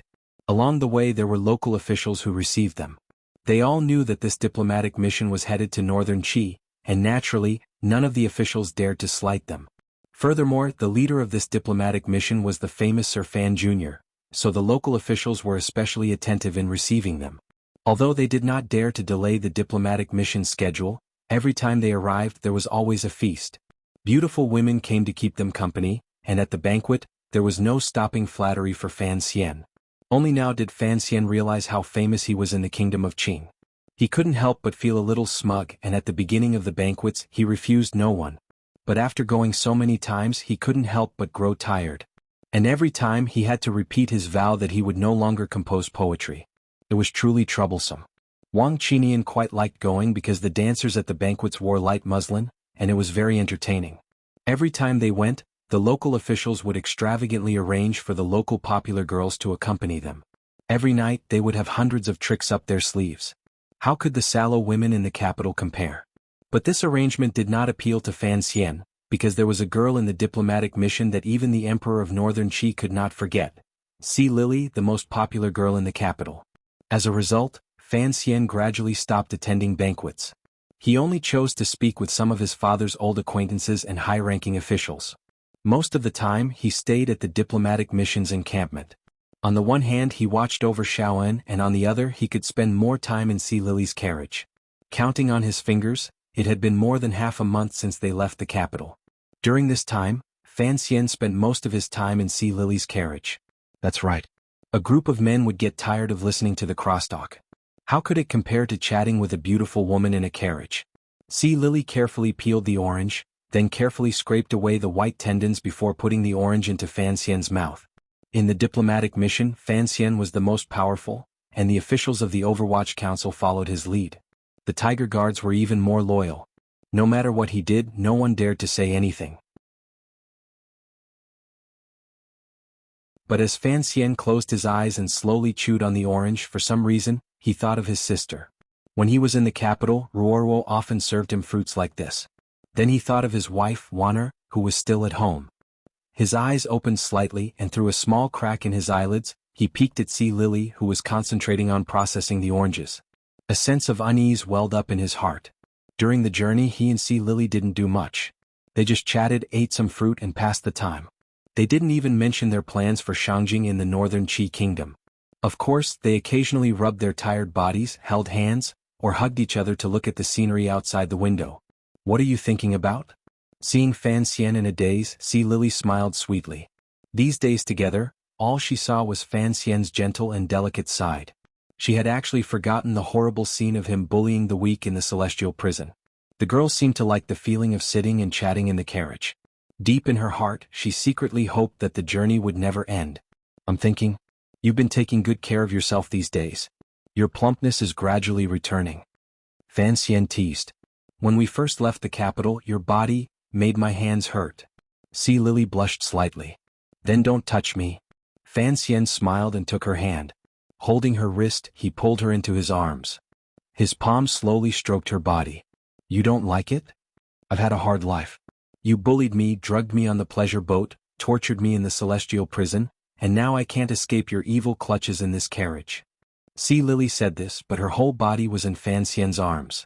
She felt that this young man's embrace was very warm and she didn't want to leave. She felt Fan Xian's hand moving on her bottom through her clothes. Her heartbeat was a little erratic. Her red lips opened slightly, and she blew into Fan Xian's ear. Fan Xian's ear felt hot and itchy, and his palm unconsciously tightened. See Lily called out softly, her voice like silk. She panted softly in his ear. Take me. Going to Shangjing won't end well anyway. After a moment, Fan Xian smiled and jumped out of the carriage. There was a hint of strangeness in his smile.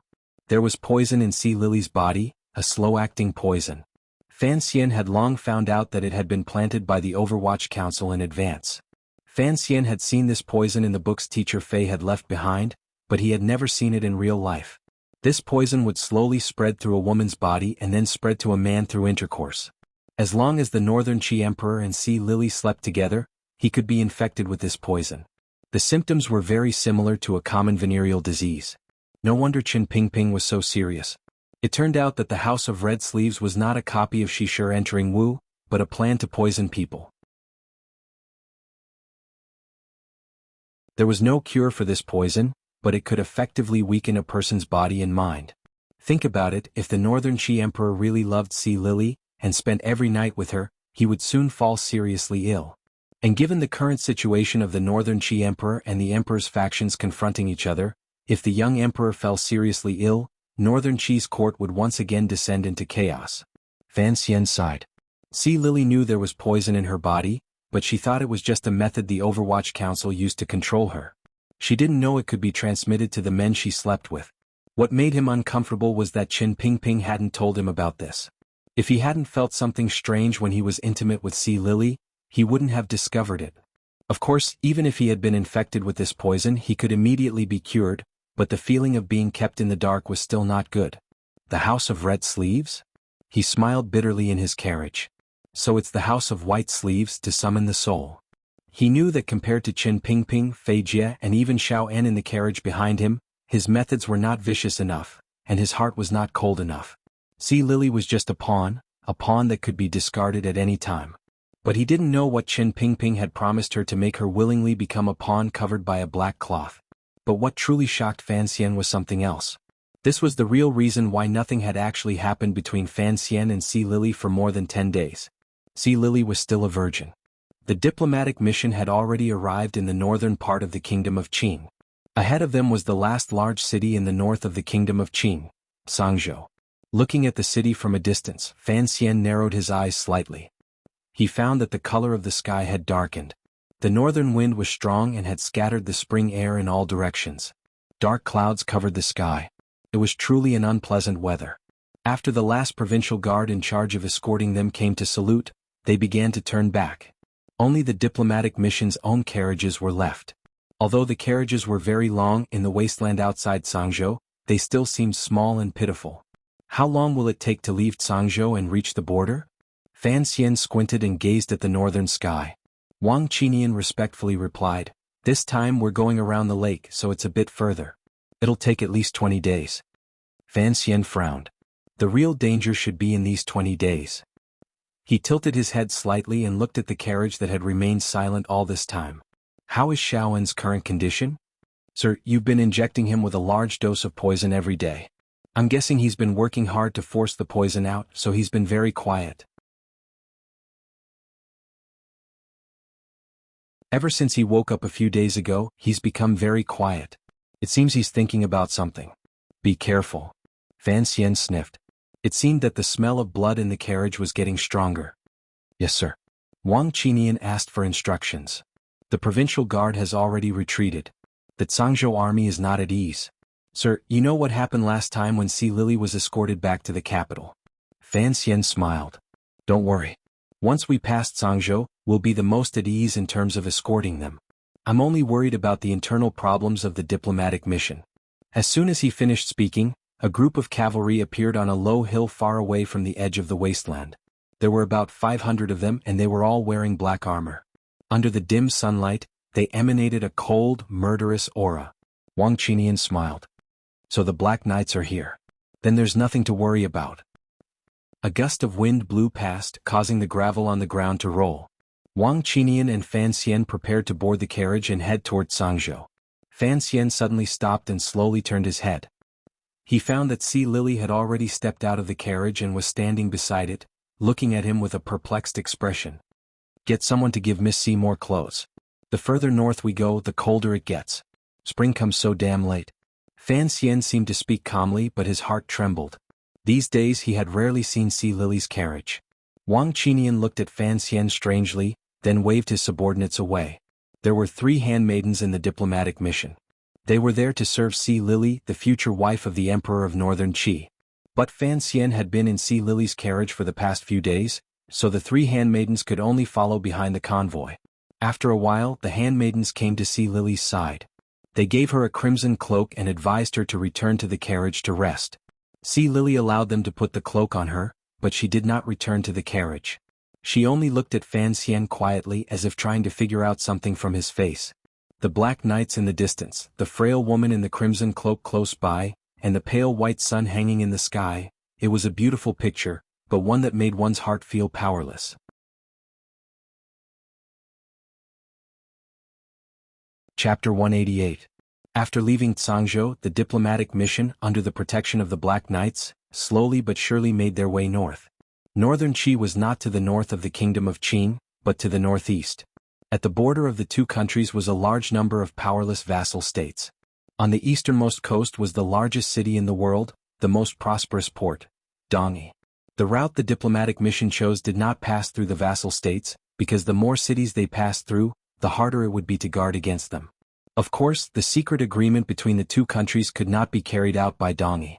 If the once demented Sigurjian suddenly went crazy and provoked a war between the three countries, who could bear the consequences? So the diplomatic mission followed the wasteland north, and then took a detour to the east at the Great Lake. Although the journey was a little long, it was quiet. Aside from a few mounted brigands, there shouldn't be any powerful forces with ill intentions. Silence. Xiaoen was silent. Si Lily was silent.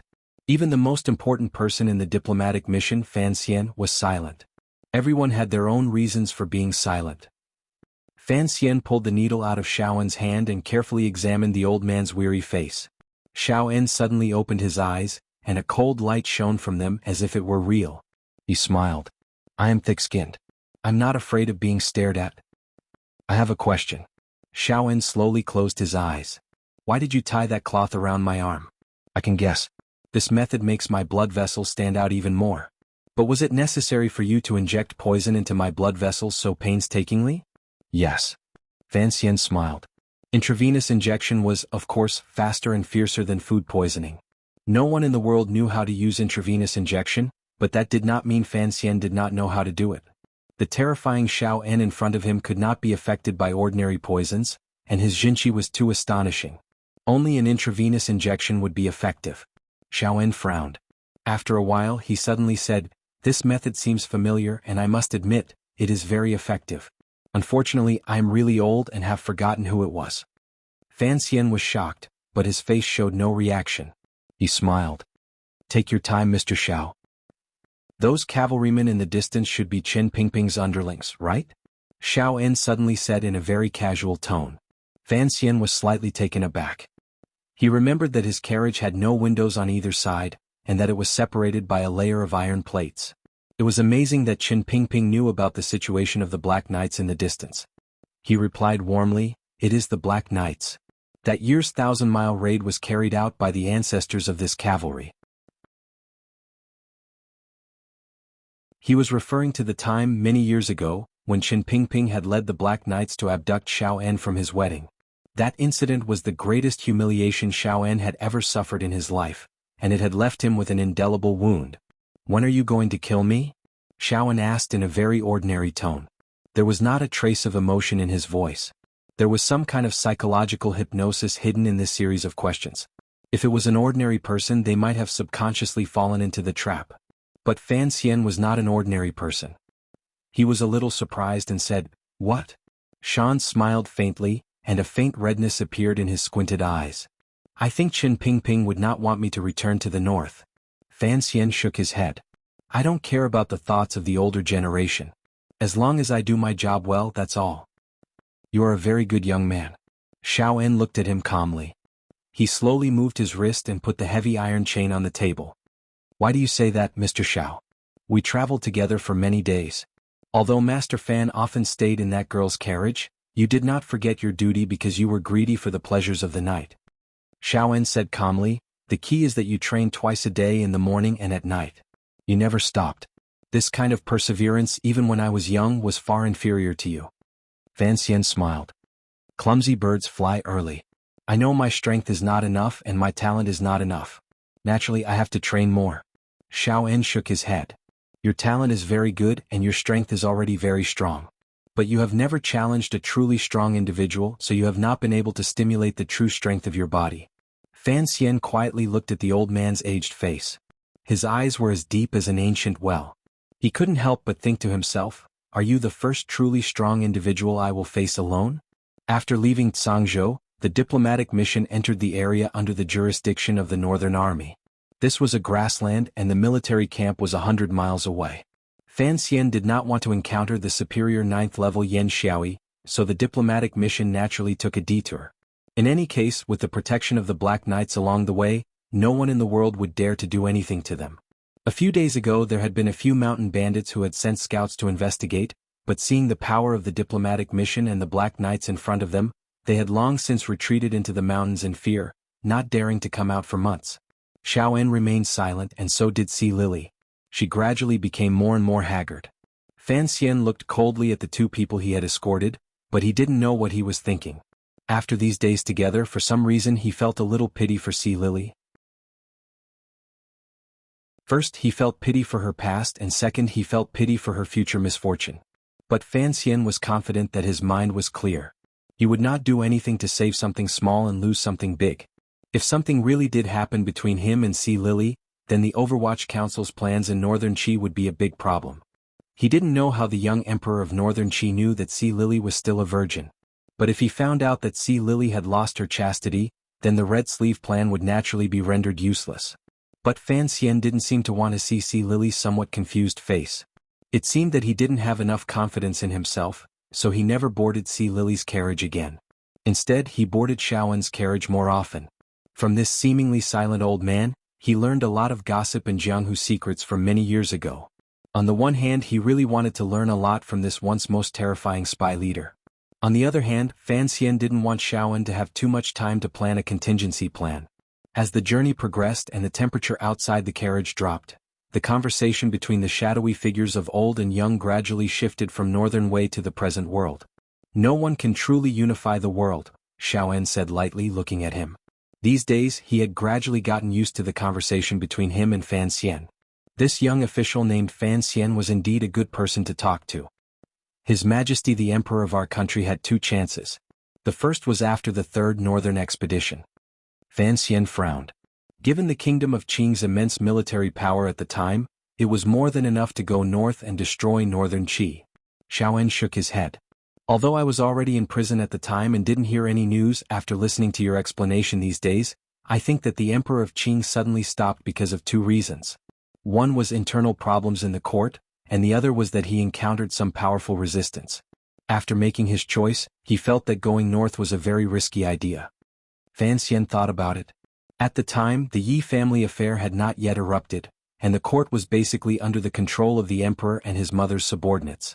Logically speaking, there shouldn't have been any internal problems. As for external enemies, he frowned. Was there any power in the world that could stop the powerful kingdom of Qing? The temple. Xiaowen seemed to have guessed what Fan Xian was thinking and gave him a reference. Fan Xian shook his head. An illusory object is not enough to resist human ambition, or perhaps the desire for power. To unify the world and unify the four seas is too tempting for an emperor. Xiaowen smiled and acknowledged his words. The North and South have been at war for years. Even if the South Kingdom of Qi were to be defeated, it would take at least a decade for them to truly stabilize the situation and destroy all the forces of restoration. Besides, don't forget Dongyi. It is the place where the 9th-level masters of the world are gathered. Although this power is not enough to protect the country and open up new territory, if it is combined into a stick, under the leadership of that idiot Sigujien, it could really do some crazy things. The triangle is the most stable. The three countries stand in a tripod, and it is also the most stable structure. Fan Xian nodded. Even if there is a difference in strength between the three powers, whoever wants to break this balance first will most likely suffer a backlash. The kingdom of Qing's court is the same. Xiaowen looked at him with a faint smile. The emperor, the courtiers, and the seemingly crazy but actually sinister eldest princess make up the triangle you speak of. Whoever wants to break this balance first will suffer. These days, Fan Xian didn't hide anything. He talked about the affairs of the kingdom of Qing's court. It wasn't a secret, and if this old man didn't die at his hands after returning to Northern Qi, there must be many ways to find out. Fan Xian's temples ached faintly. He didn't know why, but he began to miss Sea Lily's gentle fingers. If everyone is smart enough, let's first maintain the current balance, he said quietly. Impossible. Xiaowen looked at him. Because you made the first move, the other side must have reacted. I'm willing to bet that the capital has long since become a pot of porridge. Master Fan, when you sent me back to the north, you missed this excitement. It is a pity. Fan Xian was surprised. He began to listen to Xiaowen's cold analysis of the situation in the capital.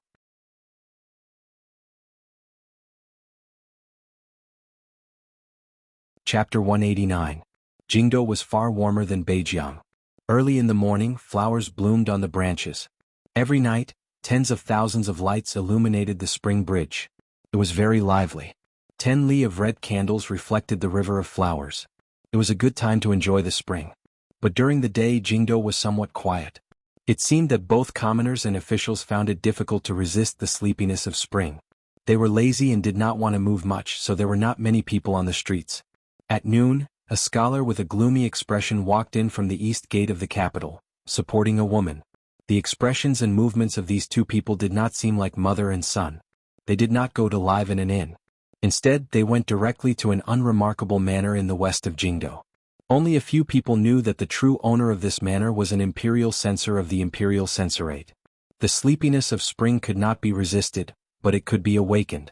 One day in March, just like the day after the spring examinations, a few bolts of spring thunder struck out of nowhere. A patter of spring rain fell, soaking every building in Jingdo and every alley. After the 4th Bureau of the Overwatch Council returned from Jiangnan to the relevant corrupt officials and salt merchants, the examination hall fraud case was finally concluded. Other than an assistant minister who was sentenced to be exiled 3,000 li, the other 17 officials involved were all sentenced to death. This was the emperor's edict, and the evidence was irrefutable. No faction dared to speak out of turn, and no civil official dared to raise any objections. The Minister of Rights, Guiyu, was also sentenced to death. He was the highest-ranking official to receive the death penalty since the founding of Qing Kingdom. When the news came out, the court was shocked. It was said that even the Empress Dowager went to the emperor's palace to plead for mercy. But after some gentle words from the emperor wiped away some of his tears and changed the sentence to hanging in prison, leaving Guiyu's corpse intact. The Empress Dowager was sad and did not say anything more. Along with Guiyu, there were 16 other officials who went to die. Raindrops slowly fell from the sky and landed on the ground of the usually busiest salt market in Jingdo. However, it still did not chase away the people of Jingdo who had braved the rain to watch the execution.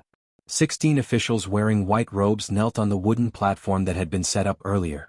Their clothes were long stained with blood. Presumably they had suffered a great deal of torture. These officials, who used to be glamorous, now had defeated expressions. Their hair was messy and tangled. They looked wretched. No one knew what the Overwatch Council had done, but some of the stronger criminals forced their lifeless eyes open. They wanted to find their relatives among the crowd watching the execution. Their mouths opened wide, but they couldn't make a sound. Mu Tai, the agent of the 1st Bureau of the Overwatch Council, sat under the canopy watching the scene in front of them. Mu Tai's face was expressionless, but the rest of the civil officials looked a little uncomfortable. Those criminals who were waiting to die under the execution platform were once their colleagues. They had enjoyed themselves on the pleasure boats and drunk with them at the banquet table. But now they had to watch them die in front of their eyes. The rain fell on the eaves of the restaurant next to the salt market and flowed down along the tiles, forming a small waterfall from the sky. There were many buildings here, so there were a dozen small waterfalls. They hit the stone floor like white dragons, making a pitter-patter sound. A high-ranking official stood up and announced the decree in a loud voice. However, he was interrupted by the pitter-patter of the small waterfalls, so he couldn't hear clearly. The surrounding crowd only saw his mouth move, but they didn't know what he was saying. Finally, the high-ranking official's expression became serious and he shouted, "Execute!" The surrounding people heard this word clearly and immediately became excited. They shouted and squeezed forward, wanting to be closer to the wooden platform and enjoy this rare scene. The executioner on the wooden platform spat and wiped the rain off his face. He put the broadsword behind his back and stepped forward. He extended his left hand and gently pressed the back of the first criminal's neck to confirm the location of the joint. He then roared and the light of the broadsword flashed. When the broadsword fell, it made a muffled sound like a sharp knife cutting through pork. With a swoosh, fresh blood sprayed out from the headless cavity and splattered far away. The criminal official's head fell dejectedly onto the wooden platform. It was as if it was still afraid of the Qing court's large knife. It rolled with a rumbling sound. Using the flow of the rain, it did not stop. It rolled to the side of the wooden platform and landed. Seeing a dazed, blood-stained head fall to their feet, the previously excited people of Jingdo took a big step back in fright. Where the head rolled, it left a bloody mark. However, when the rainwater washed over it, it quickly faded away without a trace. Only now did the people watching the execution let out a cheer. However, there were not many people cheering and the cheers were not very orderly. It seemed a bit scattered. On the high platform, Mu Tai, who was sitting in the lowest chair and watching the execution, showed a look of displeasure. Immediately after, the executioner made another cut, and another head fell to the ground. Another beam of blood flew into the sky. Another cry of surprise. Another life was lost. There were a total of 3 executioners. In just a moment, 16 criminal officials were all beheaded, leaving behind a ground covered in blood and corpses. As the beheadings continued, the surrounding crowd gradually became bolder. The cheers grew louder and louder. In the end, when the head of the director of the Board of Rights was tragically separated from his body, the cheers shook the heavens. It scared the rain that filled the sky and made it float away. A few bailiffs from the capital government were busy looking for the head of the criminal official in the crowd. However, after searching for a long time they could not find it. After a while, a black dog ran out of the crowd with a head in its mouth. Its sharp teeth were biting on the head's ear, and a pair of dog eyes darted around. The light in the dog's eyes made people feel cold for no reason. Woof! The black dog's but was hit by the scabbard of the bailiff's knife. In pain, it let go of the head in its mouth. It whined a few times and jumped into the rain. In the following days a series of actions took place. The Minister of Justice was exposed for taking bribes and bending the law. The Overwatch Council found gold and silver in his third aunt's courtyard, as well as prohibited items. This was reported to the court and transferred to the Supreme Court. He was stripped of his position and demoted to a judge of Ijo. He was demoted from a first-rank minor to a seventh-rank minor. Ijo was far to the south, and there was a lot of miasma and heat. It was likely that the Minister of Justice Han Jiwei would never return to the capital.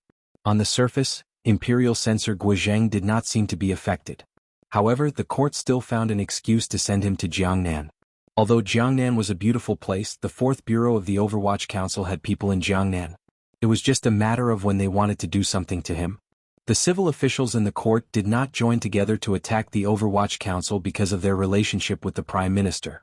They also felt that the Overwatch Council had solid evidence and did not act too harshly. However, all the officials knew that this was revenge. This was the Overwatch Council's naked revenge for the incident in the hall of the Ministry of Justice because of Commissioner Fan Xian, who was far away in the north. Revenge and counter-revenge, control and counter-control, until a tacit balance was reached in the end. This was the unchanging theme of the Qing officialdom over the past few decades. So no one expected that when the Overwatch Council and the Prime Minister's vengeance had stopped at a certain limit, the counterattack from Xinjiang and the Empress would still come so quickly. The young scholar mentioned earlier was He Zongwei, who could not participate in the spring examinations because of the death of his father. He was a student of scholar Zheng Wenxiang, and had always been close to the Guo family. He did not expect to hear the explosive news in his hometown. The minister was waiting for death in prison, his family property confiscated, and his good friend Guo Baoquan was nowhere to be found. What angered He Zongwei the most was that the crown prince of the Eastern Palace did not lend a helping hand in this matter.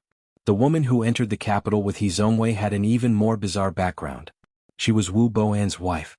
Wu Bo, and was a strategist placed in the prime minister's manor by the eldest princess.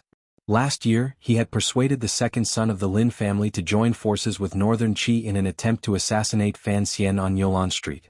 As the prime minister, Lin Ruofu naturally hated Wu Bo, who had caused the death of his only normal son. Although Wu Bo had died early, the Wu family still had a lot of property in Shandong. The local officials were the prime minister's students, so in accordance with the wishes of the prime minister, they tortured the Wu family. In the short span of half a year, who knew how much silver they had raked in? Wu Boan's own son had been imprisoned for no reason and tortured to death. Although the woman was not literate, she knew that the prime minister was powerful and that the Wu family could not contend with him. But her heart was grieved by the tragic death of her son. She made up her mind and went to the capital alone, ready to file a complaint against the emperor. While resting outside the city, the poor woman coincidentally ran into He Zongwei, who was returning to the capital. He Zongwei was a smart man. After hearing this, he knew that there was a lot he could do. He comforted the woman, saying that he would find a way to seek justice for her. After entering the capital, He Zongwei used his connections with his teacher to temporarily settle Wu Bo in the manner of an old imperial censor. In those days, mysterious people would often come and go from the manor, gently asking Wu Bo about the details of the tragedy in her hometown. He Zongwei watched all of this with some indifference. Only when Lady Wu nervously asked him questions would he put on a smile and comfort her, saying that the righteous officials of the court were working on it and that the Prime Minister would soon fall from power. The garden of the old imperial censor's manor was a bit run down. Standing behind the fake mountain, a trace of pride flashed across He Zhongwei's face. He destroyed the secret letter from Xinjiang and thought about the officialdom of the capital after the Prime Minister's fall. He couldn't help but think of the Prime Minister's in-laws, Minister Fan, and of the somewhat cold and distant Miss Fan, and his heart warmed.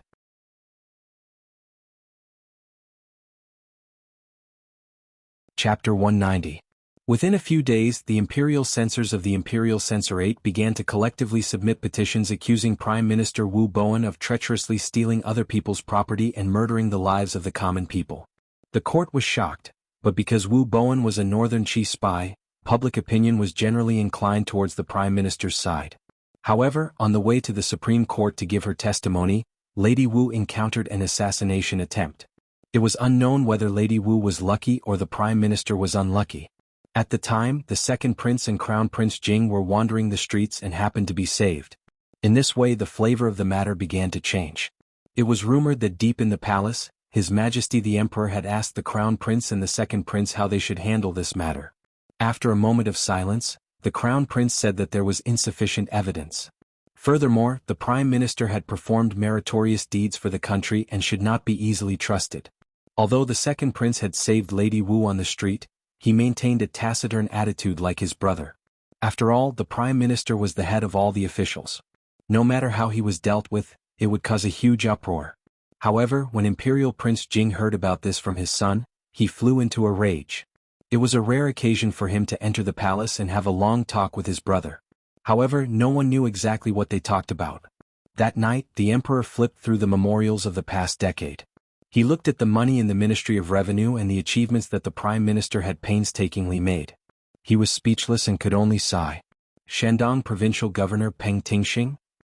He passed the provincial examinations 11 years ago. At that time, I had just ascended to the position of Prime Minister, and I felt that this student was very obedient. Prime Minister Lin Ruofu was in his 40s this year, but his complexion was somewhat haggard. But I didn't expect him to be so obedient. You should know that if I didn't ask Peng Tingxing to do these things, Wu Bowen would already be dead. If I really wanted to vent my anger on his family, it wouldn't be so simple. Perhaps Lord Peng was secretly trying to figure out the Prime Minister's thoughts, so he did such a foolish thing. Lin Ruofu's trusted aide, Yuan Hongdao, frowned slightly. Lin Ruofu looked at him with a smile that was not a smile. But Peng Tingxing is not an idiot. If it were not for the Prime Minister's orders, he would not have used his official reputation as a wager. Moreover, who was the one who killed someone on the streets of the capital the day before yesterday? How did the investigation reach the Prime Minister's residence? Yuan Hongdao's expression was somewhat wooden. He gently stroked the long beard on his chin and said, He Zhongwei is a member of the Eastern Palace, but he's just a small pawn. He shouldn't have the courage to do this. There must be someone behind him supporting him. I just don't know if it's the Empress or the eldest princess. It's Yunrui. The Prime Minister smiled. Most of her power is in the Imperial Censorate. This is her way of taking revenge on me. What revenge? Revenge, a lot. The Prime Minister sighed. Including Qin'er's matters, including my son-in-law's matters, including the matters between me and her. Actually, Yuan Hongdao hesitated. Speak. Yuan Hongdao smiled slightly. In truth, it still depends on His Majesty's will. If His Majesty does not believe, the Prime Minister's position will naturally be as stable as Mount Tai. His Majesty will definitely see through such a clumsy method. The Prime Minister smiled. But the question is whether His Majesty is willing to see it clearly. Why do you say that, Prime Minister? So many officials died a few days ago. As the head of the civil officials, I have to take responsibility. The Prime Minister closed his eyes and analyzed. Most importantly, His Majesty does not want me to continue as Prime Minister. Yuan Hongdao replied respectfully, Prime Minister, there is actually still a chance to turn things around. Minister Fan, please speak. Fan Manor and the Overwatch Council have a close relationship. If Chen Pingping is willing to stand on your side, then no matter what the Imperial Censorate does, His Majesty will firmly stand by your side. Lin Ruofu shook his head. His Majesty only wants me to make way. Make way for who? For the crown prince, or rather, for the future His Majesty? Lin Ruofu was deep in thought. Fan Xian's power is too strong. If I were still in the court, he would be in charge of the Overwatch Council with one hand, the palace treasury with the other, and I would be supporting him from behind. With this kind of power, I'm afraid not even a prince can match up to him. A few days ago I told Fan Xian that the tallest tree in the forest will be destroyed by the wind. His Majesty's meaning is very clear. He wants to train Fan Xian into a good official, to properly assist the prince who will sit on the dragon throne in the future. Since Fan Xian is going to take the throne, I will naturally have to step down. Lin Ruofu smiled. If I were still here, Fan Xian would be in danger. Yuan Hongdao was slightly surprised, but from the corner of his eye, he saw that there was a faint smile on the Prime Minister's lips, as if he were laughing at something. The sound of Debeo playing in the water could be heard from outside the window. The Prime Minister's expression softened. He stood up and walked to the window looking out. Looking at his simple-minded eldest son, his eyebrows moved slightly. Tomorrow I will have bring Debeo to Fan Manor. Yuan Hongdao waited for the Prime Minister's next words. I will go to the palace and ask for my resignation. I believe that His Majesty will see the hardships of these years and allow me to have a more peaceful old age. Yuan Hongdao was about to say something, but the Prime Minister coldly waved his hand to stop him. He turned his head and quietly looked at Yuan Hongdao. After a long period of silence, Lin Ruofu's voice carried a trace of sadness. You wrote the letter to Peng Tingxing. The study immediately quieted down. After a long time Yuan Hongdao replied in a low voice, yes. Even the assassination attempt in the capital was carried out by the guards of the Prime Minister's manor. What? The Prime Minister frowned as if he were very distressed. Ever since I became an official, I have only had you as a friend, and I have always treated you with great respect. Why did you endure for so many years and then suddenly strike? And once you struck, you did not give me any way out. Yuan Hongdao and the Prime Minister had known each other for half of their lives. They could truly be described as lifelong friends. Unexpectedly, it was this person who had arranged so many things and single-handedly pushed the Prime Minister into such an awkward situation. He knew too many of the Prime Minister's manor secrets, and this time he had framed Lin Ruofu. Even Lin Ruofu could only back down. He looked at the Prime Minister's aged face and said apologetically, everyone's existence has a purpose and purpose. Old friend, I have hidden in your study for so many years, all for today. I promised someone that when he needed you to step down, I would lend him a helping hand. Lin Ruofu looked at this old friend in front of him, and the corners of his lips curled up slightly. Just how many benefits did Yunrui promise you for you to sell out your friend for glory? Yuan Hongdao shook his head. It's not selling out my friend and it's not for glory, it's just that His Majesty needs you to retire, the eldest princess also needs you, and the court needs you to leave the capital. As for glory. He smiled bitterly. I originally thought, if you didn't realize what I had done, I would accompany you to your hometown, and we would spend our remaining years together. Lin Ruofu was slightly surprised. He increasingly couldn't tell what this advisor, who had followed him for so many years, was thinking. In the capital shrouded in the darkness of night, Yuan Hongdao, accompanied by his page boy, packed his luggage. With a trace of disappointment and frustration, he turned his head to look at the tightly shut door of the Prime Minister's manor, sighed softly and got into a carriage. In the carriage, an imperial censor looked at him coldly. Master Yuan, when can you go to the Supreme Court to testify? Yuan Hongdao didn't even look at the middle-aged man. His right hand gently stroked the long beard on his chin. After a while he said lightly, there's no need. The Prime Minister will go to the palace tomorrow to ask for his resignation. His Majesty will stop the investigation of this case. When the imperial censor heard this, he flew into a rage. The evidence is there. His Majesty will certainly put the traitor in prison. If you don't dare to testify in court, you will be implicated. You followed the traitor for so many years, how can you be clean? Yuan Hongdao looked at him coldly. This advisor, who had always been known for his elegance, now had an incomparably cold and stern gaze. It was like two sharp blades, causing the imperial censor to feel a little afraid. I only listened to orders from Xinyang. Yuan Hongdao looked at the pitiful imperial censor in front of him and said coldly, since when was it your turn to order me around? The imperial censor turned pale with fright. Only now did he understand why the Prime Minister's trusted scholar would betray him at the most critical moment. It turned out that he was also one of the eldest princess's people. Early in the morning, a carriage rushed out of the western gate as soon as the city gates opened. Without stopping, it went onto the official road, heading in the direction of Xinyang. Yuan Hongdao pressed down on the sharp sword hidden in the handle of his umbrella. His brows furrowed. He was calculating in his heart how the somewhat insane eldest princess would arrange for him, a chess piece that had been hidden for so many years, once he arrived in Xinyang. In the depths of his heart, he couldn't help but feel a trace of guilt towards Prime Minister Lin Ruofu. After all, they had been friends for decades. They had spent more time together than they had with their families. After hiding in the Prime Minister's manor for so many years, he had finally fulfilled the promise he had made all those years ago. In the process of the Prime Minister's downfall, Yuan Hongdao had played the most dishonorable, but also the most important role. Lin Ruofu had not killed him. This in itself was something that Yuan Hongdao should be grateful for. He had already dismissed his attendant. Other than him, the only other person in the carriage was the coachman in front of him. Yuan Hongdao looked coldly at the coachman as he brandished his whip. He realized that the coachman's wrist was extremely nimble. It was clear that he had extremely high martial arts skills. After a long time, the carriage passed the 18-li relay station and entered a desolate and uninhabited mountain road. At this moment, the carriage slowly came to a stop. The coachman turned his head and looked at Yuan Hongdao with an unusual and extremely sharp gaze. After a moment of silence, the coachman suddenly opened his mouth and said, "The director has ordered me to express my gratitude to you." He paused for a moment, then said in a low voice, "Please allow me to express my personal admiration to you." Yuan Hongdao said with a trace of sadness, "I do not admire myself. Tell me about Xinyang's plans. I believe that after this matter, the eldest princess should believe me." He was a spy. A spy that had been planted by the Prime Minister's side many years ago.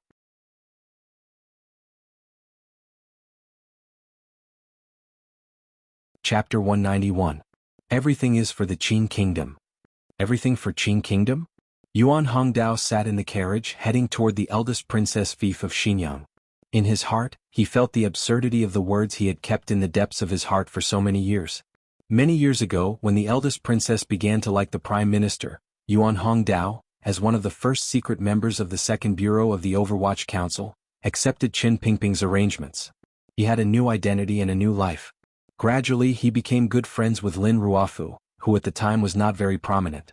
At that time, it was just a chance encounter between two scholars. Back then Lin Ruofu had been high-spirited and vigorous, while Yuan Hongdao had been steady and honest. After experiencing all sorts of coincidences arranged by the council, they had finally become so-called close friends. As the years passed, Lin Ruofu, with the support of the eldest princess, had a smooth journey in the officialdom. Yuan Hongdao, on the other hand, was willing to stay by Lin Ruofu's side as an informant. Even when Lin Ruofu hinted countless times that he could make Yuan Hongdao an official, he only smiled faintly and refused. Because of this, Lin Ruofu regarded him as the only true friend in his life. It was just that the Prime Minister didn't expect this friend of his to be carrying another mission from the very beginning. Yuan Hongdao had actually gradually adapted to this kind of life because the council had never given him any missions, and the few people who knew his identity had always kept their distance. During these years, the only thing Yuan Hongdao had helped the Overwatch Council do was help the second young Master Lin of the Tsang mountainside courtyard lie after he had been killed and framed Dongi for the Overwatch Council. Lin Ruofu believed him because he was the one who said it. Yuan Hongdao had only betrayed Lin Ruofu once in his life, and it was enough for the Prime Minister to dejectedly withdraw from the court. This was the Emperor's will. Through the Overwatch Council, he was told to carry it out. Perhaps the betrayal of his old friend had made the Prime Minister see the world clearly, so the next day he could not be stopped from entering the palace. He even turned a blind eye to Fan Jian's repeated hints. As for the future of the Lin family, the Prime Minister had placed all his hopes on his son-in-law, Fan Xian. Naturally, he did not want to drag his in-laws into this mess. In the middle of the third month, the Minister of the Board of Rights, Guiyu, died, and the Minister of the Board of Punishments, Han Jiwei, was demoted. The Prime Minister asked for forgiveness and retired. His Majesty tried to persuade him to stay but to no avail. All of the Imperial Censorate's actions regarding Wu Boan's case had disappeared, and Lady Wu's whereabouts were unknown. His Majesty had decreed that He Zongwei was talented and virtuous. He was to enter the palace and be rewarded. He was exempted from the examination and appointed as the imperial censor. Why? Fan Xian sat in the carriage and gently flicked the piece of paper in his hand. This was a report from the Overwatch Council regarding the developments in the court.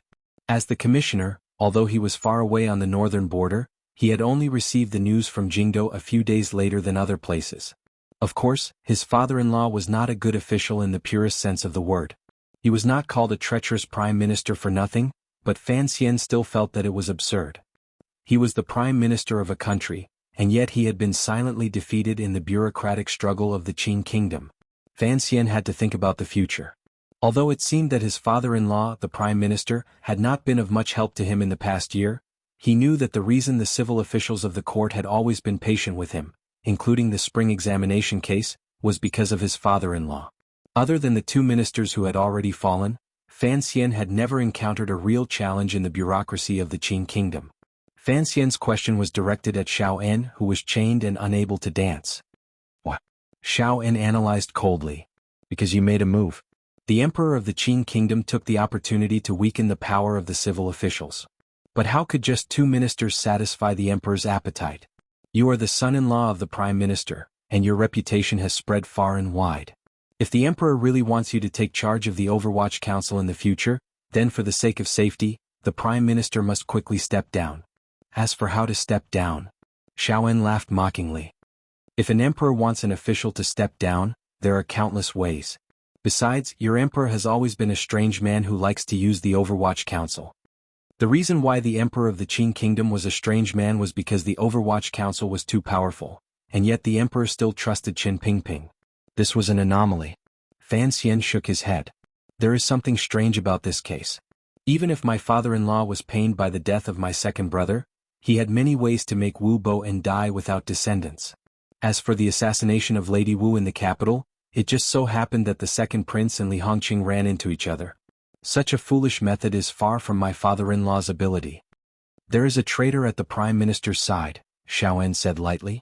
As for whether it is the eldest princess's people or your emperor's people, in truth, it makes no difference. Fan Xian wasn't sure. To be able to force my father-in-law to step down, there must be concrete evidence. My father-in-law is a cautious man. How could he allow a spy from a hostile power to come into contact with such important matters? He had no idea that the one who had betrayed his father-in-law was that Mr. Yuan Hongdao, and he had no idea that the Overwatch Council was behind this. Xiao En laughed with some satisfaction. How much do you, young man, know about what is hidden in the darkness? He had the right to say this. Back then, the civil strife in the kingdom of Qin had been orchestrated by this old man. If not for the sudden deaths of the two princes, perhaps the kingdom of Qin would no longer exist. Fan Xian's eyelids twitched. In his conversations with Xiao En these past few days, he had discovered that although he had been imprisoned for many years and did not know the distribution of power in the kingdom of Qin, Xiao En could clearly see where the problem lay when Fan Xian explained it to him. He had even guessed exactly what kind of punishment the officials involved would receive in the spring examination case. Xiao En had once said that the prime minister would step down because of this. But there had been no warning, and the spring examination case did not involve the prime minister's manner.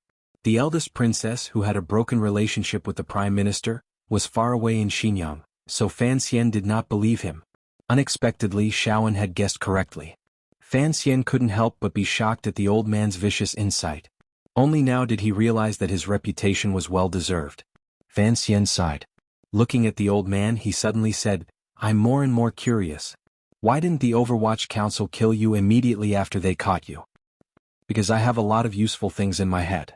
Then at least they could have been more ruthless, said Fan Xian. Like cutting off your 5 limbs. What do you mean by 5 limbs? Xiao En was a little curious. Everything has a bottom line. When things exceed the bottom line I can endure, I think at least I still have the ability to kill myself. But you are not willing to pay that price.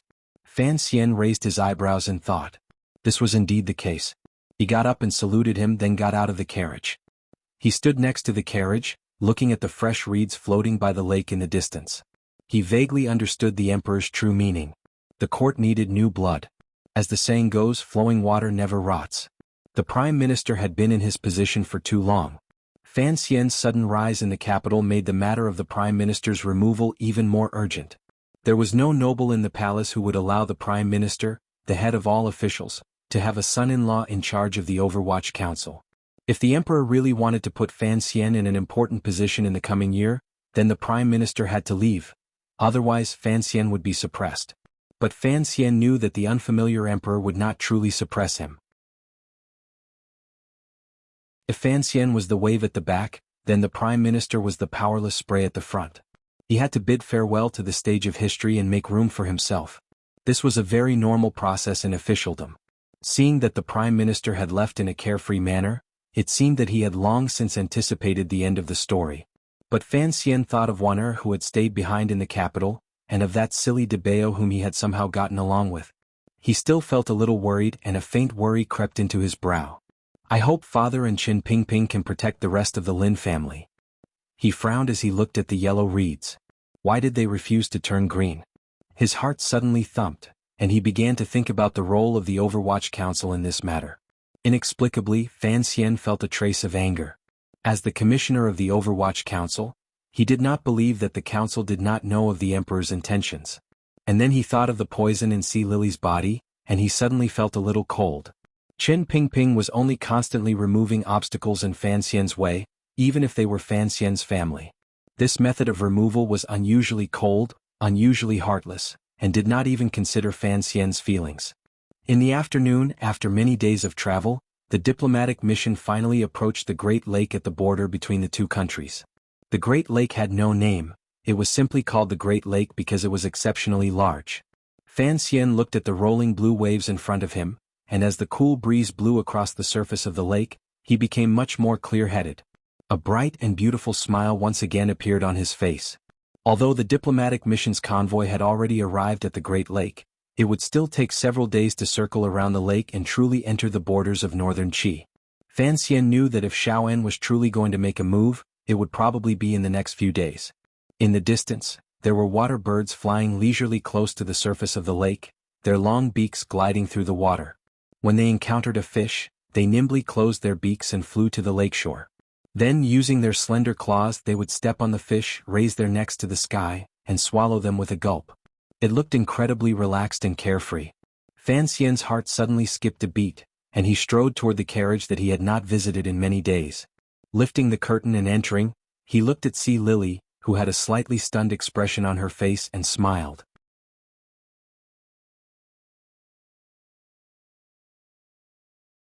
Chapter 192. Do you want to live on? Sea Lily was startled.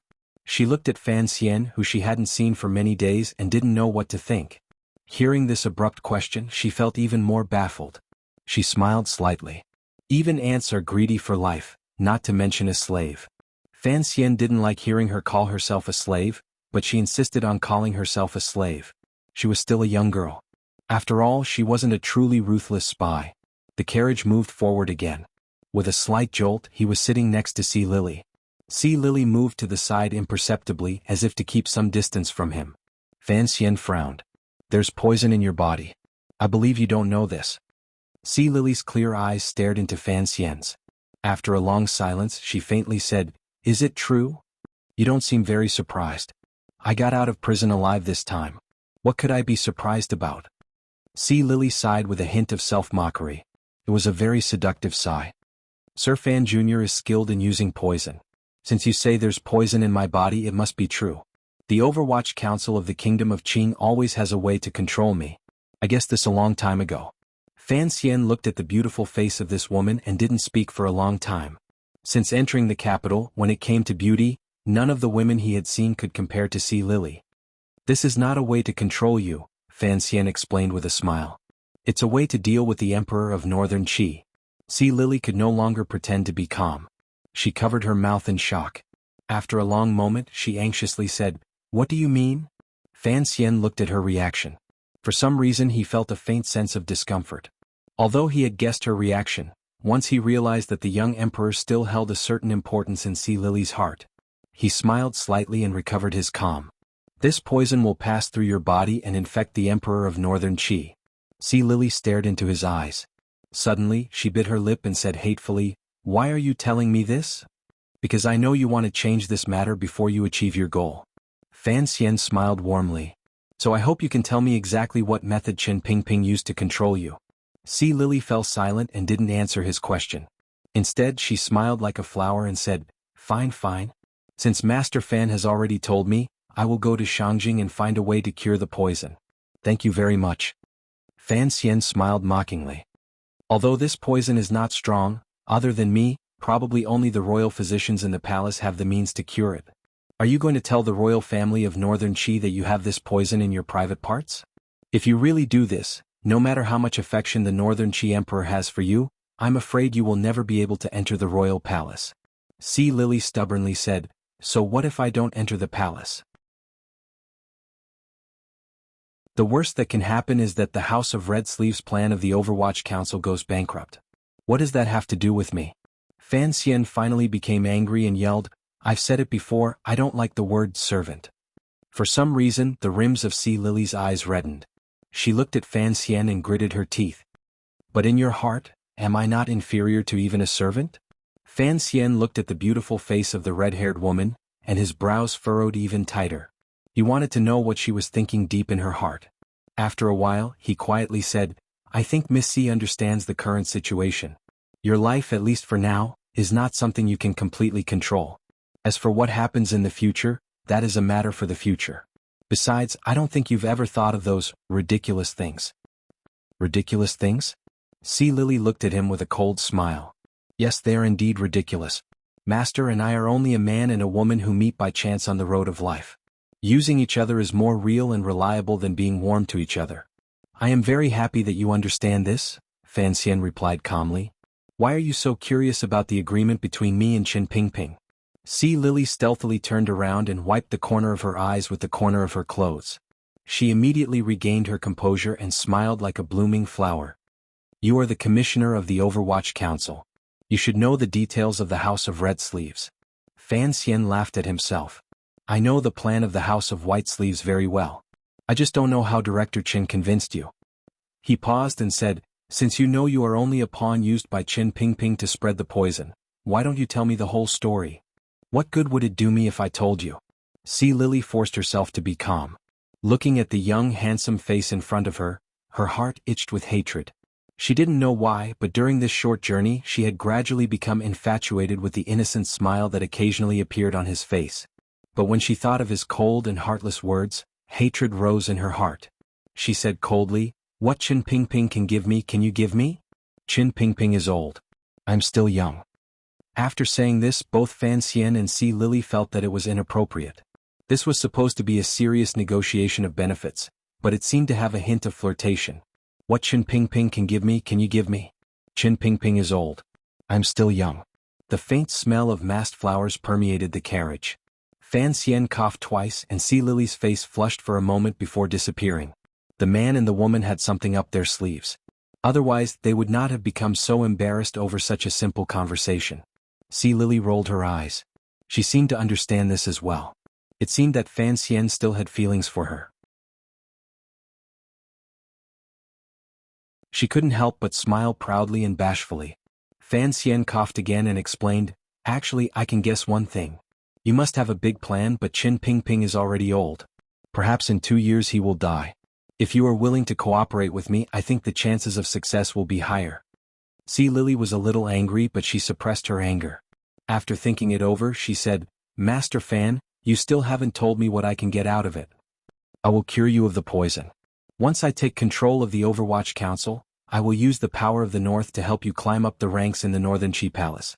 Sea Lily shook her head and laughed coldly. "We are separated by borders.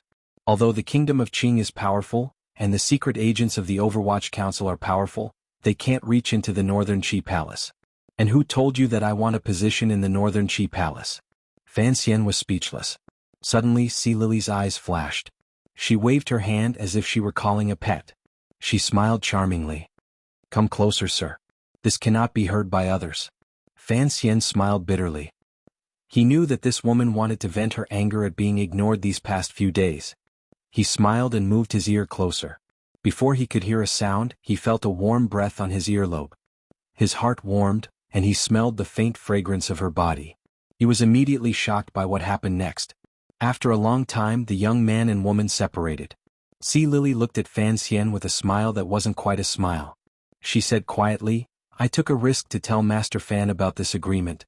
Dare I ask, sir, can you help me complete this agreement? Fan Xian's brows furrowed like mountains and rivers. He still hadn't shaken off the shock. He shook his head. I don't believe it. Who is Qin Pingping? Even if he had such thoughts, he wouldn't tell you. See, Lily said mockingly, even you don't believe it. Of course he isn't afraid of me telling others. Anyway, no one in the world would believe that old cripple had such thoughts. Fan Xian pondered for a moment and understood the whole story. He smiled. So that's how it is. He looked at C. Lily and suddenly said, in the early years, there was a rumor in the capital that Miss C was the grandchild of some royal family at the beginning of the country. The people of the capital thought it was just a way for you to raise your social status. Now it seems, it is true. C. Lily slowly closed her eyes. After a long time she said quietly, my real name is Li Lizi. Fan Xian smiled and looked at her smooth chin. He couldn't help but gently rub his fingers. He sighed. No wonder the Emperor of Northern Qi doesn't care about your identity. No wonder you were willing to be used by Qin Pingping. But I have to advise you. You're a girl. Compared to those sinister old snakes, you are too tender. Be careful. If you can settle down in the palace of Northern Qi, first let go of your plans with Qin Pingping and ignore him. C. Lily looked into his eyes. She was a little surprised and a little warm. She smiled sweetly. Thank you for your concern, sir. But I have already told you the contents of the agreement. When will you cure me? Fan Xian smiled. Starting tomorrow, I need to prepare some materials. Also, after this diplomatic mission, I will think of a way to take over from the council. The safety of your brother, or more accurately, the crown prince. Please do not worry. Under my watch, the crown prince will not sneak into the kingdom of Qing from Northern Qi again. C. Lily was silent. She stood up in the narrow carriage and, with great difficulty, curtsied to Fan Xian. In the carriage in front of them, Shaoen's white hair was tied up tightly like steel thorns. The old man sat silently in a chair, his hands in a strange position, like a lotus flower about to bloom. The pinky of his left hand was slightly curled up, pressed against the edge of the toilet bowl. The strong Jinqi in Shaoen's body slowly began to circulate. A faint fishy smell covered up the strange smell in the carriage. A drop of thick, black liquid was forced out of his meridians, which were gradually recovering. It flowed along the tip of his pinky and slowly into the toilet bowl.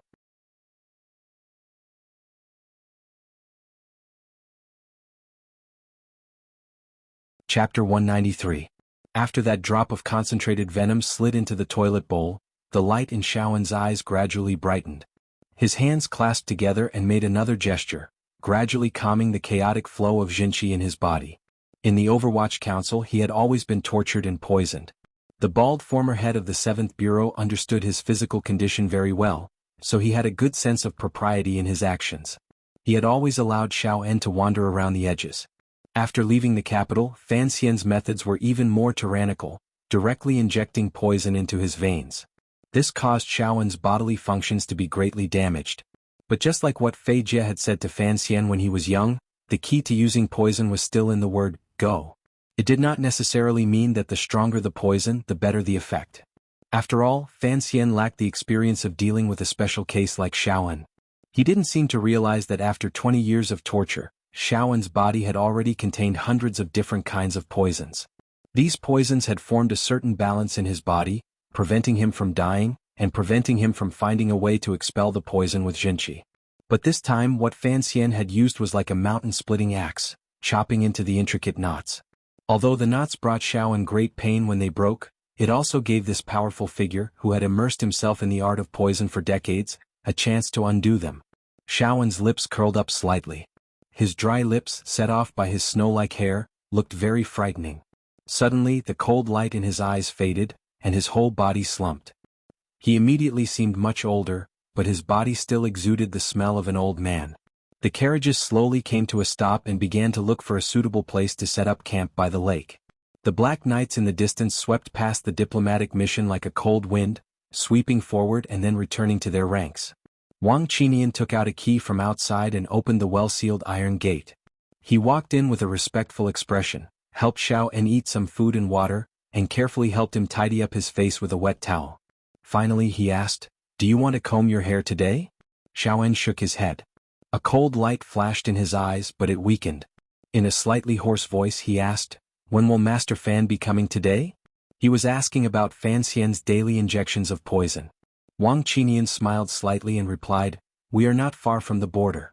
What Sir Fan Jr. means is that Sir Xiao can be spared from daily suffering." Xiaowen's face did not show the slightest hint of joy. He simply closed his eyes and asked, "I hear that Master Fan will be in charge of the kingdom of Qing's palace treasury next year?" Wang Qinian thought it was Fan Xian who had told him, so he didn't mind. He smiled and said, "Yes, that's the richest place in the world." "Are they richer than the Yi family?" Xiaowen's lips curled into a contemptuous smile. Wang Qinian was startled and immediately thought of this unfamiliar name. He smiled and said, "The Yi clan has long since dispersed." What? Xiaowen seemed to have thought of something. There was a look of shock in his eyes, but he quickly hid it. Seeing that he didn't have anything else to say, Wang Qinian secretly let out a sigh of relief. He took out the toilet bowl from under the chair and got off the carriage. Wang Qinian covered his nose and carried the toilet bowl to the camp on the other side of the carriages. When he reached the centermost tent, he put the toilet bowl down and grumbled, "Such an old man, and yet he still poops so much all day long. After being locked up for 20 years, his body can still recover so quickly. I'm beginning to wonder if this old man is even human." Fan Xian smiled and turned around. He walked to Wang Qinian's side and opened the lid of the toilet bowl. He frowned slightly and said, "It stinks. This move really stinks." In the magnificent Li Palace in Xinyang, the white curtains swayed in the gentle spring breeze. In the early spring weather, the Li Palace was unexpectedly cold. The palace was filled with winter plum blossoms, very similar to the Guangxin Palace in the imperial palace of the capital. Behind the white curtains, a gentle and timid woman reclined on a low couch smiled sweetly as she looked at her trusted aide, who was currently placing a chess piece. This trusted aide's surname was Huang Yi. His name was ordinary, but he was a very scheming person. Hearing the eldest princess's words, he calmly smiled and said, "In front of the eldest princess, even the world's top players can only play lousy chess pieces." "Not necessarily." Eldest Princess Li Yunrui's delicate and pretty face floated before her eyes, and she laughed for no reason. "That child is a clever person. Don't think that the reason he is so successful is entirely because Fan Jian is close to my brother the emperor. I still don't understand. Why does Qin Pingping like my good son-in-law so much?" Huang Yi shook his head and reached out to pat his thigh. "There's no way to explain it. If I insist on an explanation, I can only guess that His Majesty likes Fan Xian. My brother the emperor likes that girl Qin. It's possible that he loves her because of her. Furthermore, Fan Xian is both a scholar and a martial artist. He has one face for my brother the emperor." The eldest princess smiled weakly. "It's a pity that he thinks he's clever, but in the end he still made a lousy move." The rear of the diplomatic mission circled around those small vassal states. On the surface, it seemed much safer, but in reality the vast grasslands and vast lakes were the best places to escape. According to reports, the Black Knights are there. I also know that. The eldest princess smiled. "So it's up to Xiaoen whether or not he can escape." "Why would Xiaoen want to escape?" Huang Yi frowned in thought. According to the agreement between the eldest princess and Shang Shanhu, as long as Xiaoen can return home and make a comeback, the court, master and disciple will join forces. There is a 40% chance that they can overthrow the royal family of Northern Qi. Xiaoen is not easy to control, just like Qin Pingping. The eldest princess smiled. If he returns to the north, he will be completely under the control of the royal family of Northern Qi.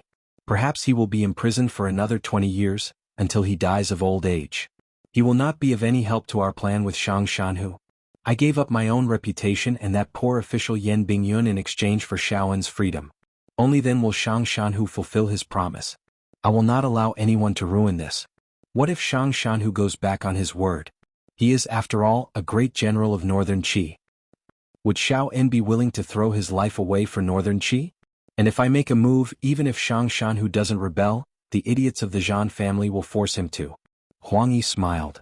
The eldest princess's plans are flawless. No one can match up to you. Don't flatter me. The eldest princess covered her mouth and smiled shyly. I am far inferior to my brother the emperor.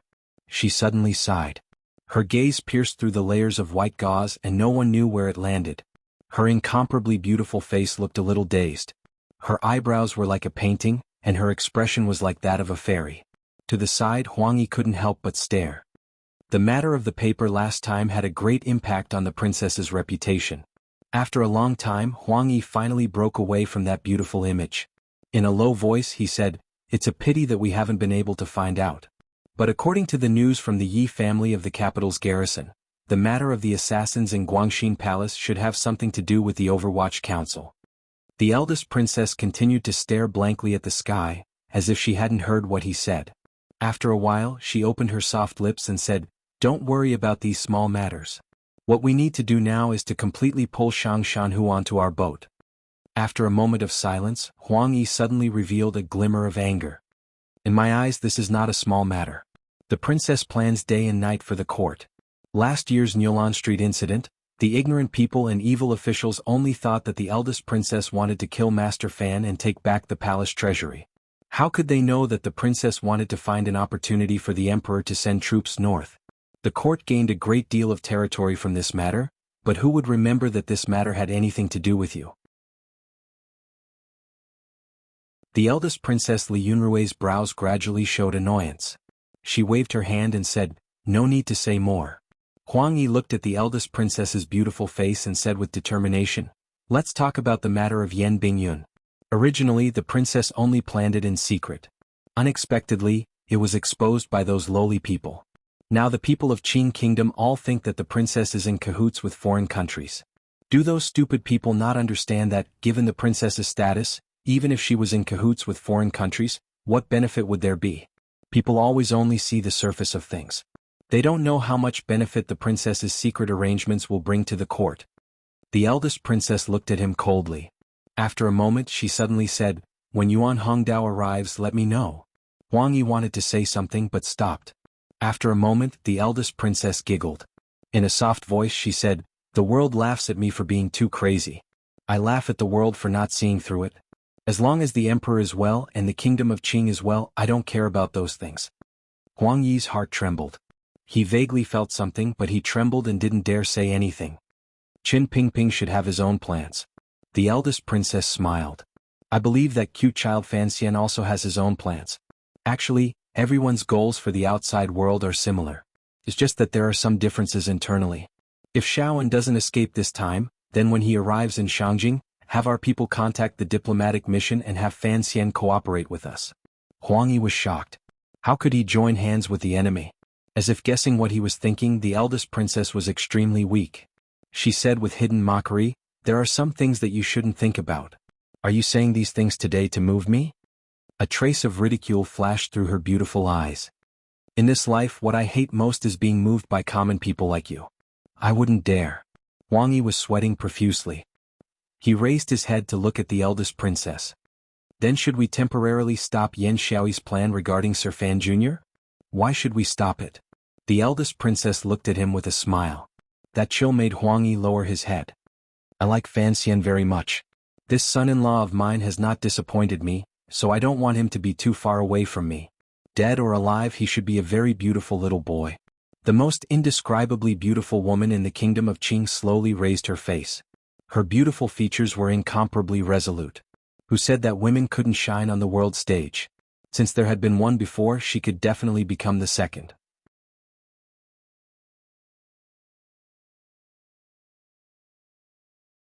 Chapter 194. In the past, Fan Xian had never truly looked at Sea Lily with his heart. He didn't even care for her beautiful face, because Fan Xian himself had a very something face. Ever since they had left the capital, this long journey had, for some reason gradually, this woman had left a faint mark in Fan Xian's mind. Perhaps it was because of her pitiful past, or perhaps it was because the methods of the Overwatch Council were too cruel, or perhaps it was because, as the former head of the 7th Bureau had said when he first entered the council's prison, Fan Xian's methods may be cruel, but his heart was still soft. At least it was easy for him to soften. He reminded himself more and more not to have tender feelings for the fairer sex, but all the more he felt that Sea Lily was pitiful. This kind of pitifulness was not faked, but a natural feeling brought about by the fate of her life. It was completely different from that of the eldest princess, who was as beautiful as a mortal.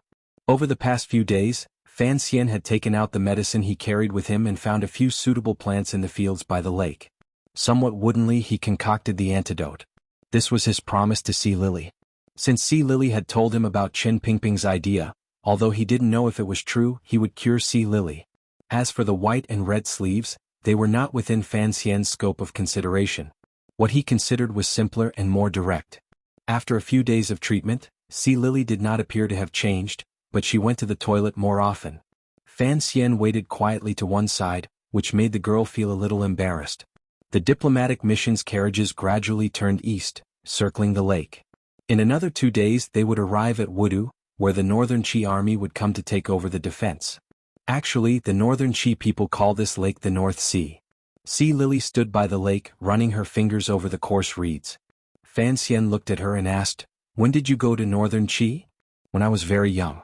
My parents took me and my brother and ran for our lives. The Overwatch Council hunted us down, and most of my grandfather's trusted aides were dead. No one dared to take us in." Sea Lily smiled bitterly. "Actually, I don't have much of an impression of my grandfather, although I know he was the prince most likely to inherit the throne." Fan Xian calculated the time.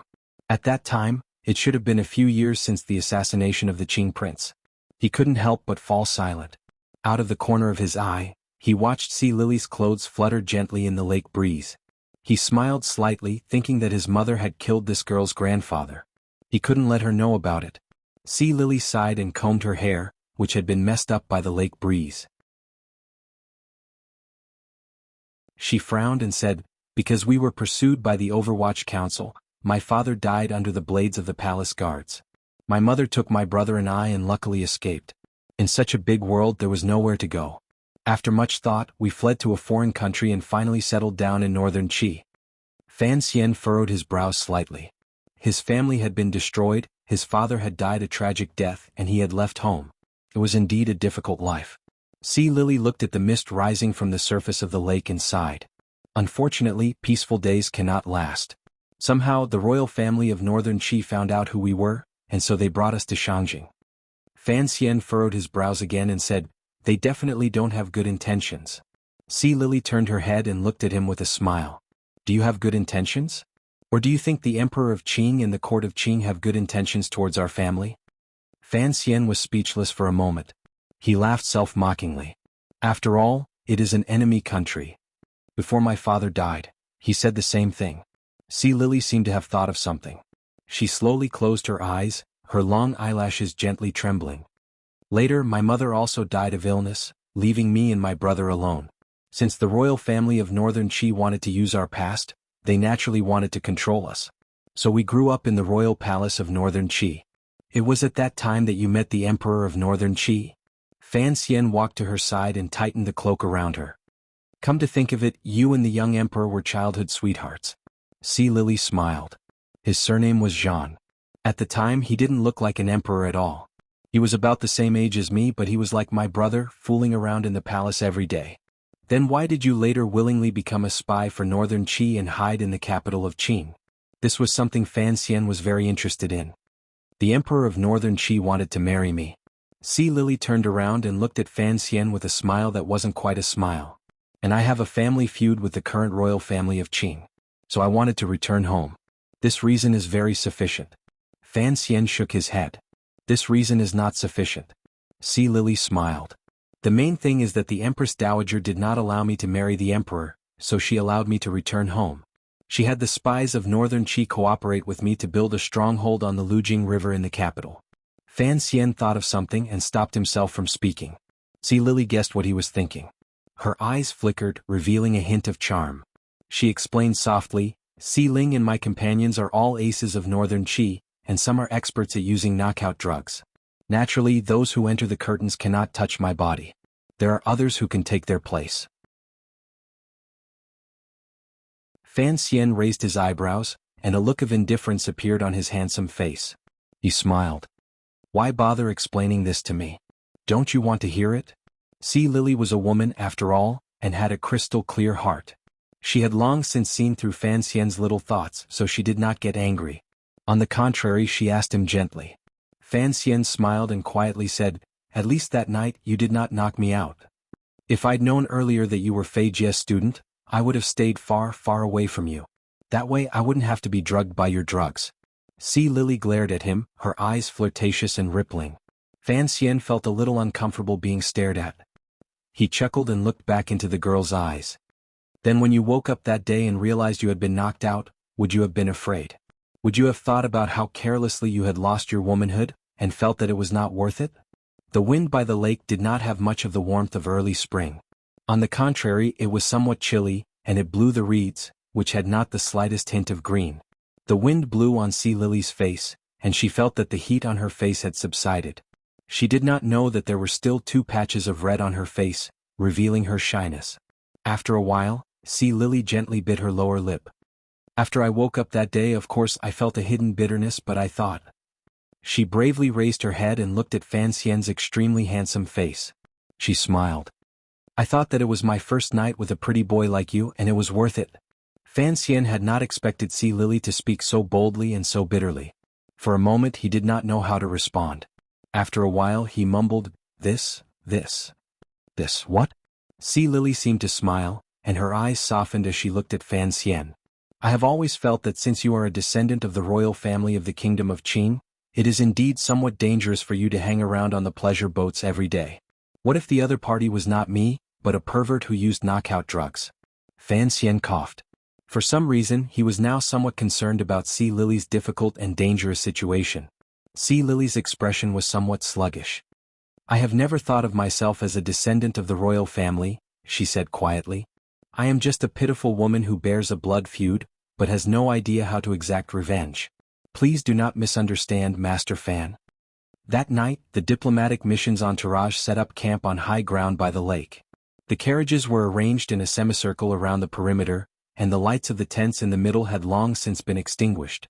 Sea Lily's residence was next to Fan Xian's. Perhaps the conversation during the day had worn too much out of the minds of this strange young couple, but they did not climb over the wall. There were no rags and no erotic stories in the dark of the night. Everything was very quiet. In the distance, the black knights could be faintly seen on the slope, and around the camp, there were tiger guards and secret agents of the Overwatch Council patrolling. The white moonlight shone on every corner of the earth. There were no clouds, no wind, and no stars that night. The silvery moonlight was like the gently brushing hands of a fairy, caressing the people in the camp, urging them to quickly sleep in order to prepare for the arduous journey tomorrow. Fan Xian would not allow Xiao En to get out of the carriage, so he still sat in the well-sealed carriage. The moonlight shone on the black carriage, reflecting a strange light. Deep in the night, the entire camp seemed to have fallen into a dark and sweet dream. A black shadow floated to the side of Xiao En's carriage like a gust of wind. He took out a key, dipped it in an oiled cloth, and then inserted it into the keyhole of the carriage door. The key entered the hole without making a sound. It was a sign of the care taken. The carriage door was pushed open, and Xiao En slowly raised his head to stare at the nightwalker at the door.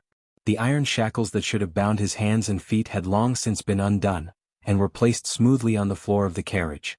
Xiao En stepped out of the carriage. His long white hair fell over his shoulders, competing with the moonlight in the sky for its silver splendor. He looked around coldly and frowned slightly. He knew that something was very wrong. But there was no time to think about it. The old man glanced at Fan Xian's camp, and like a black shadow, he disappeared into the night by the lake. Fan Xian should have been asleep long ago, but now his eyes were open. He sat on a chair in the tent, and his fingers gently played with a teacup. The teacup contained an extremely light amount of knockout drug. The seeds of hibiscus tea were mixed with the tea's flavor, making it extremely difficult to taste. Sensing the slight change in the atmosphere outside, he began to count. 1, 2, 3, 4. You're tuning in to the Han Li's Wuxia Chronicles YouTube channel. We're so grateful for your support, and don't forget to subscribe to join us on this incredible journey through captivating stories. Your generosity through donations truly makes a world of difference, as it's the primary source of revenue that allows me to expand and enhance this channel for you. Thank you from the bottom of my heart for being a part of this adventure.